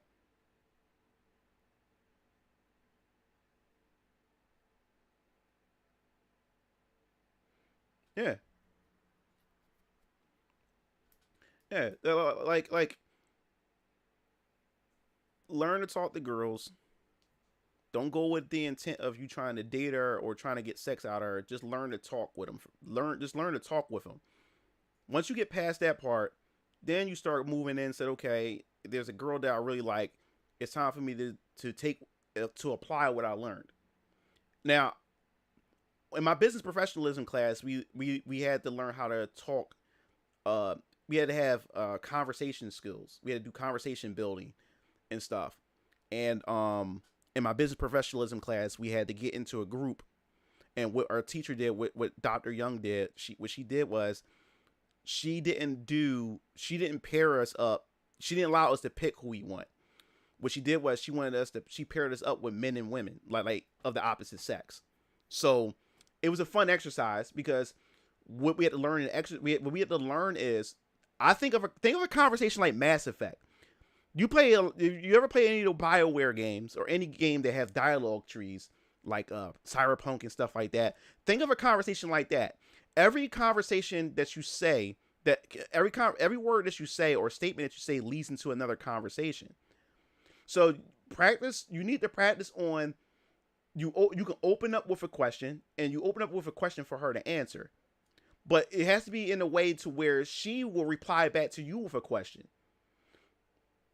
Or ask her something that revolves around liking and disliking something. It has to be something neutral that y'all both can engage in together. Because if you formulate a conversation that you're only knowledgeable about, she's not going to respond most of the time. She's going to sit back and let you talk and leave the talking to you. Next thing you know, you're talking to yourself, and all she's doing is just nodding her head at you. So you have to formulate conversation that's going to engage her in the conversation. But at the same time, too, you have to, with a chick, with a woman that you have interest in, you have to walk away from the conversation where she's thinking about you, where you left it open to where she wants to know more about you. Women love that mystery shit, and I ain't talking about like on some Sasuke shit, because like Sasuke is a perfect example in anime that chicks just like this dude's just a fucking mystery, and girls just want to know more about this guy, just that aura that he presents. But you want to be also a mystery to a woman, because when you lay all your cards on the table, she already figures you out. Women love spontaneous shit, and women love dudes that they can't figure out. That means she's always on her toes. It gets her emotions running. Now, women would think, oh, that's sexist. You can't just generalize. No. Like, from my personal experience, like, a lot of women that I've come in contact with and have dated and been in relationships with and been intimate with, man, like, and the thing was, I wasn't purposely trying to be mysterious. That's just the type of guy that I am. I talk when I talk, and I don't say much when I don't say much and stuff like that. But like I said, you mix in the I don't care attitude, that she's really not important. When you got the attitude that she's not important to you, or whatever like that, and you have that mysteriousness where you're not giving her too much, but you're giving her enough to know something about you. You want to walk away from a conversation, or you want to get off the phone with her, having her to the point where she's thinking about you, that she wants to know more about you, and she's coming after you, she's calling you, she's wondering when you're going to text her back and stuff like that. You got to be interesting to her. Yeah, you have to be interesting in a way. You know what I'm saying? And a thing is, we live in a social media era today where a lot of women is looking at niggas' pictures. Even your pictures got to be interesting, even if you faking that shit. And like a lot of dudes is faking lifestyles too, because they know that's what women are becoming. Women are more visual. Women don't think they're visual. Women are more visual than ever before. Women are more shallow than ever before. If you faking a lifestyle, or you're pretending to be a certain way, women will gravitate towards that, and niggas fake it till they make it. You know what I'm saying? And that's what's also going on as well. That's what's going on as well. But as a dude, said Philly going to the Super Bowl. Yeah. But yeah, man. You think of a conversation like Mass Effect. There's conversation trees, decisions and stuff. One conversation leads to another, but you always want to keep the conversation with her included, where she's always answering you. That's how you get her to engage. The moment you start shifting the conversation about you, and this is another thing, fellas, make the conversation about her. Always shift the conversation to her. You want to keep her talking. You want to keep her going. Because especially once a woman, when she really digs you, she makes it easy for you to capture her. When she really opens up to you and she really digs you, she opens the door right for you to come in. You know what I'm saying? But you have to get to that point. But you have to keep her talking. You have to keep her engaged in conversation and stuff. The moment she's not engaged in the conversation, you lost her. Oh yeah, I know that for a fact, Nova. If they win the Super Bowl, it's gonna be ridiculous. If the Eagles win, me being in Philly, I already know how it's gonna be. That's good, GT. That's good. But if most of all, guys, if you gotta pretend to be somebody that you're not in order to impress or capture a woman, then she ain't worth it. If she doesn't like you for who you are, like your genuine personality, because you only can fake it but for so long before the real you actually comes out. And then when she starts to see the real you, if you or whatever like that, she's gonna lose respect for you. So it's best to just be you and have you out on the table, your personality. Because you want to be able to be genuine for 24/7. You never want to fake. You can't hold a facade. Even women can't hold a facade. There's women out there who pretend to be this certain type of woman that you like and that you want in a woman. She will pretend to be that just to get you. And then once she got you, she becomes the real her the real her becomes to slither through. And then you're like, damn, what the hell did I get myself into? So always be you, and allow her to see the real you, and allow her to make the decision that she wants to fuck with the real you. If you gotta go out your way to change and be someone completely different, then get the fuck out of there. Get out of there. She's not worth it.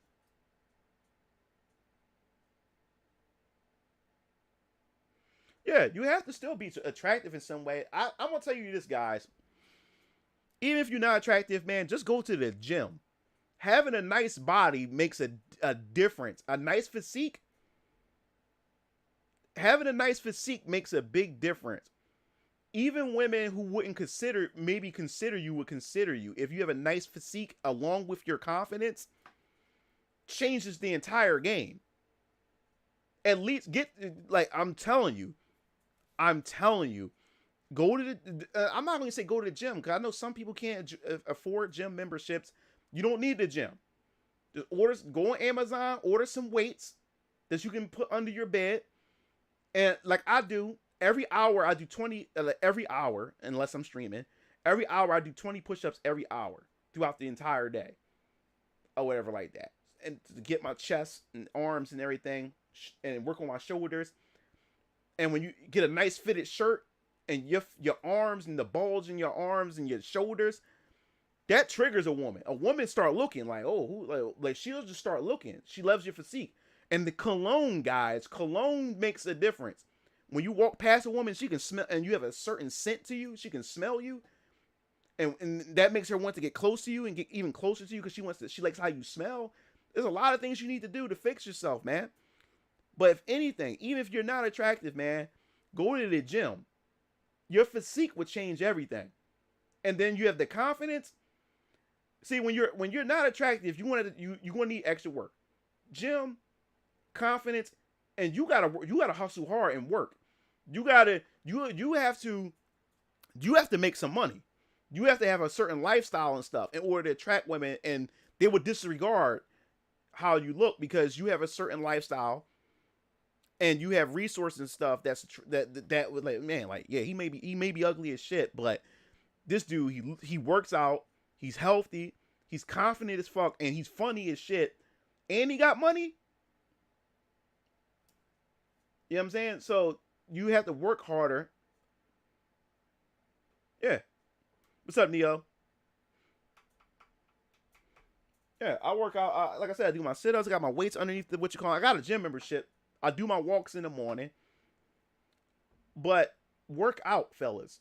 Because you don't know what that does to your confidence. When you start seeing your guns and your chest all pumped up, and you look in the mirror, you start seeing yourself looking ripped, you don't know what that does to your ego and your confidence.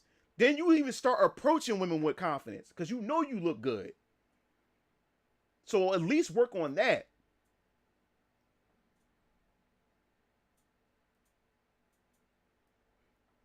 Yeah, exactly, Cole. Exactly. A gym, if you're just trying to just lose weight, you don't need a gym to lose weight. There's a lot of things you can do at home where you can lose weight. And the biggest thing in losing weight is eating less. That's all you got to do. You got to eat less. The problem with gaining weight is that you take in more calories than you burn it. So to counteract that, you eat less, and of course you still got to work out, but you don't have to work out crazy. Like I said, I walk 45 minutes to an hour a day in the morning. Before I get any work done, I walk. Just that alone, I burnt off 500 to 600 calories. And then I already eat less food as it is. So I'm dropping weight. So if you want to lose weight fast, eat less. That's the problem. People eat more than they actually burn. So you got to do the opposite. You burn more than you eat, than what you intake. That's the code to losing weight.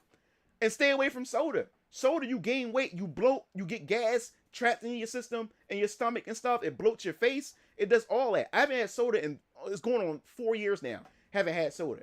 I haven't gained weight ever since. It was the soda that made me gain a lot of weight, and it shot up my blood pressure, everything. I was fat in the face. I started gaining all this weight. My stomach was sitting out. Got so much trapped up air and gas and carbonation in my body. And I haven't drunk the soda in going on 4 years. Yeah. So you have to change how you eat. In order to change how you eat, you also have to change the environment of your refrigerator. Instead of having chips in your cabinet, you replace it with other things. Get some strawberries, get some grapes, get some apples. I eat 2 bananas a day. I eat a banana in the morning when I wake up, and I eat a banana in the afternoon or at night before I go to bed. You gotta have some fruit. Replace chips with fruit, or replace chips with almonds, unsalted almonds. You gotta replace it with these things, and drink a lot of fucking water. You're allowed to have your cheat days. There's nothing wrong with cheat days. There's nothing wrong with that. You're allowed to eat some things like pizza and stuff like that. No one's saying that you can't eat that stuff, but it's how much you intake that shit. You can't have that shit every day. That's all you gotta do. Just change your eating habits. You really don't have to work out as much. Just change your eating habits. Yeah, soda does that. Dude, I was fat as shit. It was all soda. I got thin as hell. After I left the soda alone, and soda drains you, man.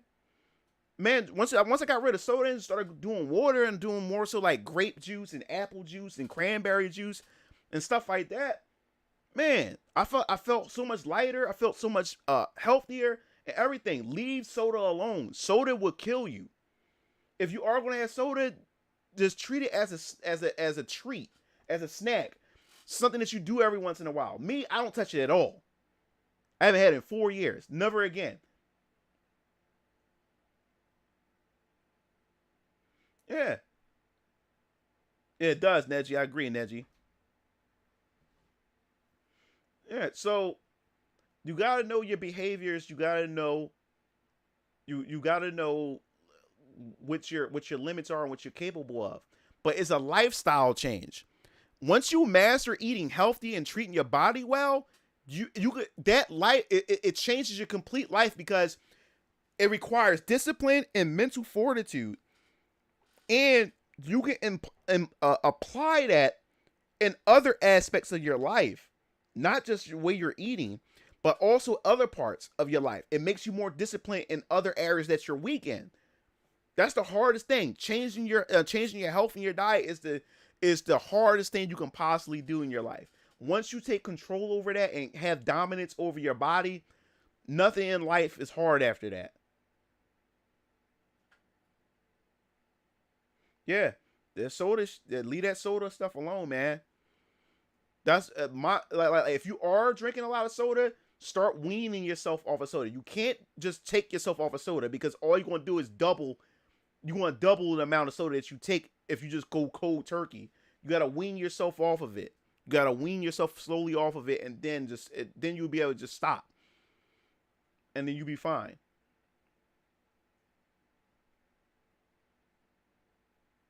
Yep.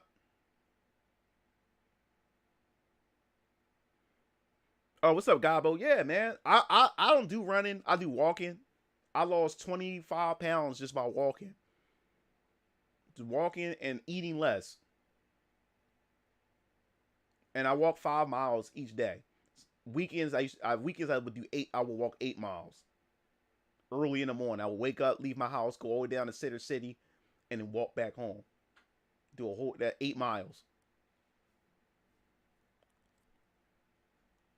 And I love it. Got my headphones on, and that's also, you know, that when you walk, it reduces. Your brain sends off a feel good hormone that actually makes you feel good, and also increase productivity. That's why, man, I've been so busy with my comic book, my 3D hentai. I've been so productive, come up with new YouTube content, because I always go for a walk. Because when I'm going out for a walk, man, it's like I can just hear my thoughts. No one is outside. It's quiet. All you hear is cars going by, or you hear birds chirping, or the trees from the wind blowing and stuff.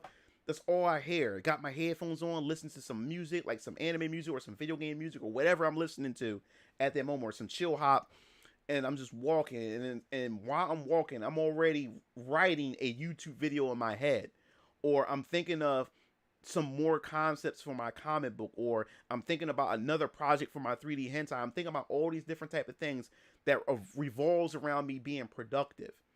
And then I get excited. I say, man, once I go home, step into the shower, I'm gonna get right to work. You know, and so that's what it does. When you walk, it releases those hormones from your brain and sends it throughout your body, and it makes you feel good, and it makes you feel productive throughout the rest of the entire day. And then by the time it gets nighttime, from after you did all that walking and working out, your body just shuts down and ready to go to sleep. And when you go to sleep, you fall into a deep sleep because you put your body to work, and then you was productive that whole day. And then when you lay down, you just fall right to sleep and don't even notice that you fell asleep. You just knocked out. Feels good. Tea is good. Tea is real good.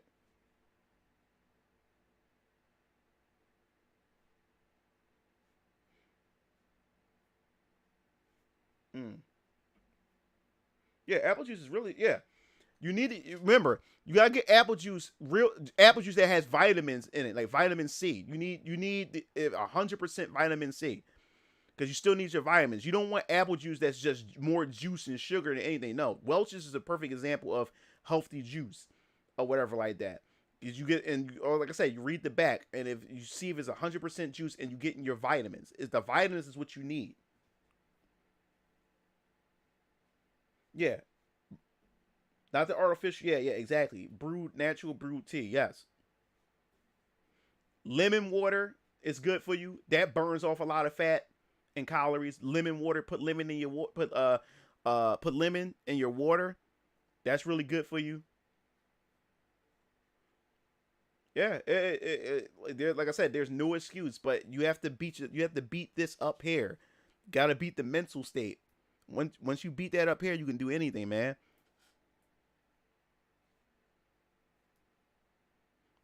Yeah, that's what I'm drinking right now. Welch's grape juice. I bought a big bottle in the freezer and everything. And I love cranberry juice is good for you. Cranberry juice cleans your bladder.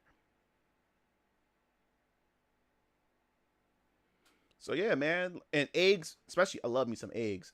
And fish. Make sure fish is part of your diet. And onions. Yeah. Yeah, fish is a healthy part. You need that part of your diet. It gives you the iron that you need and a couple other proteins that you need for your body. Fish is the best meat. It's the best meat, fish, especially salmon. But if you make fish part of your diet, you definitely going to burn off a lot of weight. I do not eat seafood. I love me some fish. Fish is fucking delicious.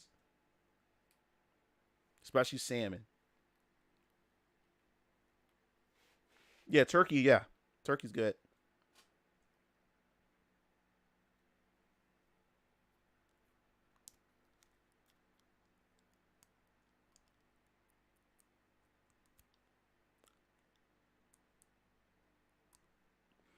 Yeah, I was finally able to get my teeth. I was finally able to get all my teeth. I got a deep clean. They had to it took me about a couple of months. They had to deep clean each side of my mouth individually. Finally got that done. My gums finally are now not swollen anymore. They went down and everything. Finally got my whole teeth, and everything is clean. Feels so great, man. I've been working on a lot of other things as far as my body is concerned and stuff, but I definitely had to get my mouth done. And it was nothing but the grace of God. Because when I was on my first high blood pressure medication, it swollen my gums. My body had an adverse reaction to it, and they had to change my prescription or whatever. And then what happened was my gums were so swollen, they told me that they would have to do lasers surgery on my gums to cut it, because my gums are over. It was so much gums, it was overlapping my teeth, where it made my teeth look smaller because it was too much gums because of what happened from the medication. But before I knew it was that medication, once I found out it was the medication, my insurance company told me they wasn't going to pay for them doing surgery on my gums or whatever like that, because anything that's done with, they said anything that's done to the mouth with my insurance is considered cosmetic, and they don't pay for cosmetic. But I was like, wait a minute, that's fucking stupid. Like, my medication did this to me. It's not like that I want surgery done to my mouth that make my mouth look a certain way. No, this medication did this to my gums, and I need to get this shit fixed, and y'all tell me y'all won't cover it. So it was going to cost me $300 per side. That's going to be $1,200 to get that done. And the thing is, I had the money, but I'm not going to give you straight $1,200 just like that. Like when I got other bills to pay and stuff like that. I said, this is crazy. That's when COVID happened. The pandemic happened. So I never was able to get it done. So I don't know. I went back. I took my daughter to the dentist, and then they told me to make an appointment too, because they wanted to check my mouth and stuff. So when they checked my mouth and everything, they said, yeah, Mr. Black, you're going to need a deep clean and stuff like that. We're going to deep clean your mouth, but we have to make sure your blood pressure is low. Because at the time, my blood pressure was going up and down, up and down. They needed to get stable, so I'm able to get it done, because they had to put needles in my gums to numb my gums so they can be able to deep clean. I mean, they had to almost jackhammer my teeth to get all the stuff out of my mouth and stuff, the cleaning and stuff like that. So, yeah, so I go there. And they told me it's going to cost me $300 a piece. But I said, yo, I need to get this done. Because did you know the number one killer? You know what else kills, especially black men? Why black men get heart attacks too? It's not just high blood pressure. You know your mouth kills you? What I mean by this, especially a lot of black men, but men in general, a lot of men dies because they don't go to the dentist. You know your mouth kills you? What I mean by your mouth kills you? Sometimes you have leakage that happens in your gums or in your teeth that you don't know nothing about. And the leakage and the pus that come from your teeth goes into your blood vessels or go into your veins, and it goes into your heart, which gives you a heart attack. And a lot of black men die from heart attacks, and it comes from them not going to the dentist because they have shit from their teeth that's oozing out and seeping out of their gums or their teeth, and it's going into their heart. So I said, I don't want to be that person that end up having bad health problems because I didn't want to pay money to get my mouth done. So I said, if I have to pay the money, fine, I'll pay it. I'll each month from my Patreon, I'll just take some money and stuff like that and everything like that and pay for it or whatever like that. And so I won't go through my other money that I used to pay my daughter's tuition and bills and stuff like that. So I said, it won't hurt me if I just do it that way. So what happened was, I went there and I was ready to pay out money to get the left side, the top left of my mouth done. And they said, Mr. Blackson, hold up. Look what we have here. I'm like, what? We have a grant for you. I said, a grant? What do you mean? He said, our hospital, look, I don't care don't let the media lie to you, man. Hospitals are sitting on money. They're sitting on grants. They got so much money, they don't even know what to do with the money. So what happened was the woman at the dentist office was like, so yeah, we since the pandemic and everything, we had a lot of grants. We've been sitting on money, and what happens is we had gotten grants, and we need to get rid of this money. So we have a grant for you, and the grant will pay for your deep clean for your mouth. So I don't have to pay money. She said, as long as you don't miss 3 appointments, it'll pay for the whole entire thing. And I was like, this must be God. I said, thank you, Lord. Because I was about to pay the money. She said, wait a minute. I have something here. It just popped up right there. So, yeah. So they gave me, they gave me the grant. And she said also too, the problem is a lot of people don't get their mouth done. And what happens is people was giving grants, but don't utilize it and never show up. And that what happened. Someone never showed up. So they gave the grant to me, and I was able to get my mouth done for free. Yup. So fellas, take care of your mouth. Like, you're supposed to get and the thing is, I haven't gotten my mouth cleaned. I haven't got my mouth cleaned in like 6 years. I haven't went to a dentist in 6 years. So, man, they had to put this big ass needle injected in my gums, and then what's her name? The dentist, Tanaka. She came in, and she had to use this drill and just drill like, zzz, like she had to really get in there. And yeah, my entire mouth. And I had to go after that. I had to wait a month so my mouth can heal, and then go back the next month and then get the top right, then come back and get the bottom right, and then get the bottom left as the last one, and I'm done. So every 6 months, you're supposed to get your teeth cleaned every 6 months. That's what they said you're supposed to do. Get it cleaned every 6 months. So I go get my teeth cleaned in June. Me and my daughter get our teeth cleaned in June and everything. But yeah, and the thing was, I didn't have to get no surgery done, which was a good thing. So what happened was, once they cleaned my mouth, they said your gums should subside, should go down, and that's what it did. It finally went down and stuff like that. And yeah. Oh no, it wasn't painful at all. It was numb. It was numb. Which they had to put this gel on my gums first. They put the gel on the gums, and then she pulled out this big ass needle, and then she had to make sure my blood pressure was at a stable level, because what it does is when they stick the needle in there, it raises my blood pressure. So they first I missed. I wouldn't say I missed. They couldn't do work on my mouth for 3 months, because each month I went, my blood pressure would not stay stable because I have white coat syndrome.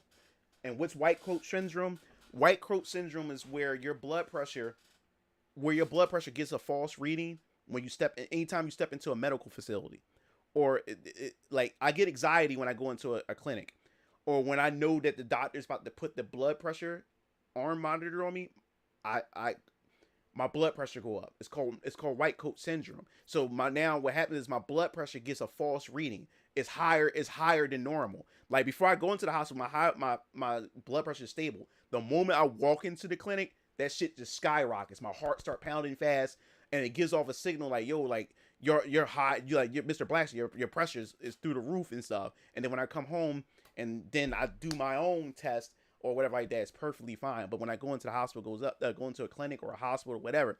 So what happened was my white coat was so bad, it would just not go down.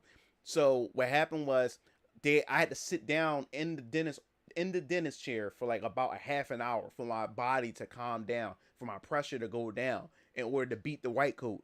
And that's how I was able to get it done. And then after that, I was just walking in. It was stable.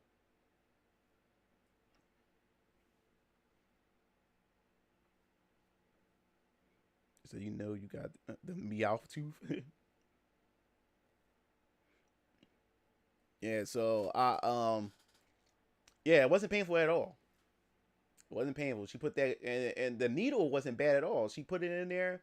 I just felt the pressure of her pushing down on my gums with the needle, but I didn't feel the pain. I just felt her pushing down on it. And she injected into the gum, and then she went to work on my teeth. My problem is, like, I brush and I mouthwash, but I don't floss. So I've been adding floss to my routine.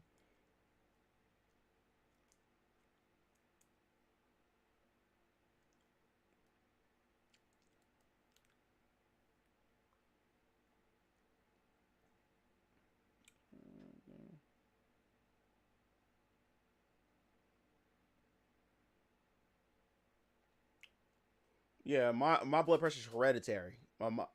It runs in my mom's side, so I got it from my mom. And since it is hereditary, it's worse.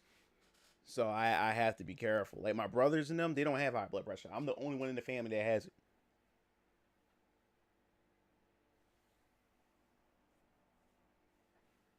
Oh, I didn't know that, Chris. Yep, I get nervous, and that shit raises my blood pressure through the roof. But yeah, I hate white coat syndrome. I really do, because I get annoyed because I always do my blood pressure test. You check before I go into the clinic, and it's perfectly fine. As soon as I walk in there, and I feel fine, but the moment I step into that office and see my doctor, that shit just goes through the roof.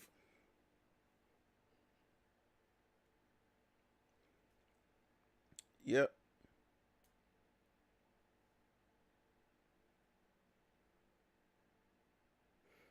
Any newer thoughts on Tekken 8? I did a video about it. It's aggressive as fuck. He wasn't lying about that. That shit is high. That speed to that Tekken 8 is ridiculous. That shit is playing like a 2D fighter. That shit ain't even a 3D fighter anymore. It's like they trying to go 2D with that shit. You got fucking soup. You got these like Nina got guns. Jack's got this robot arm that come from the sky when he combos you and stuff. I was like, what the hell are they doing with this game? So it's like this game is behaving more like a 2D fighter than a 3D. Whether that's a good or bad thing, we ain't gonna know yet until we actually get hands on with it.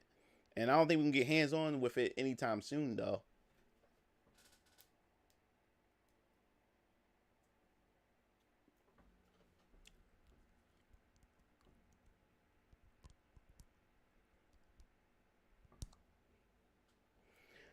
Whew. All right, guys, I gotta get ready to go.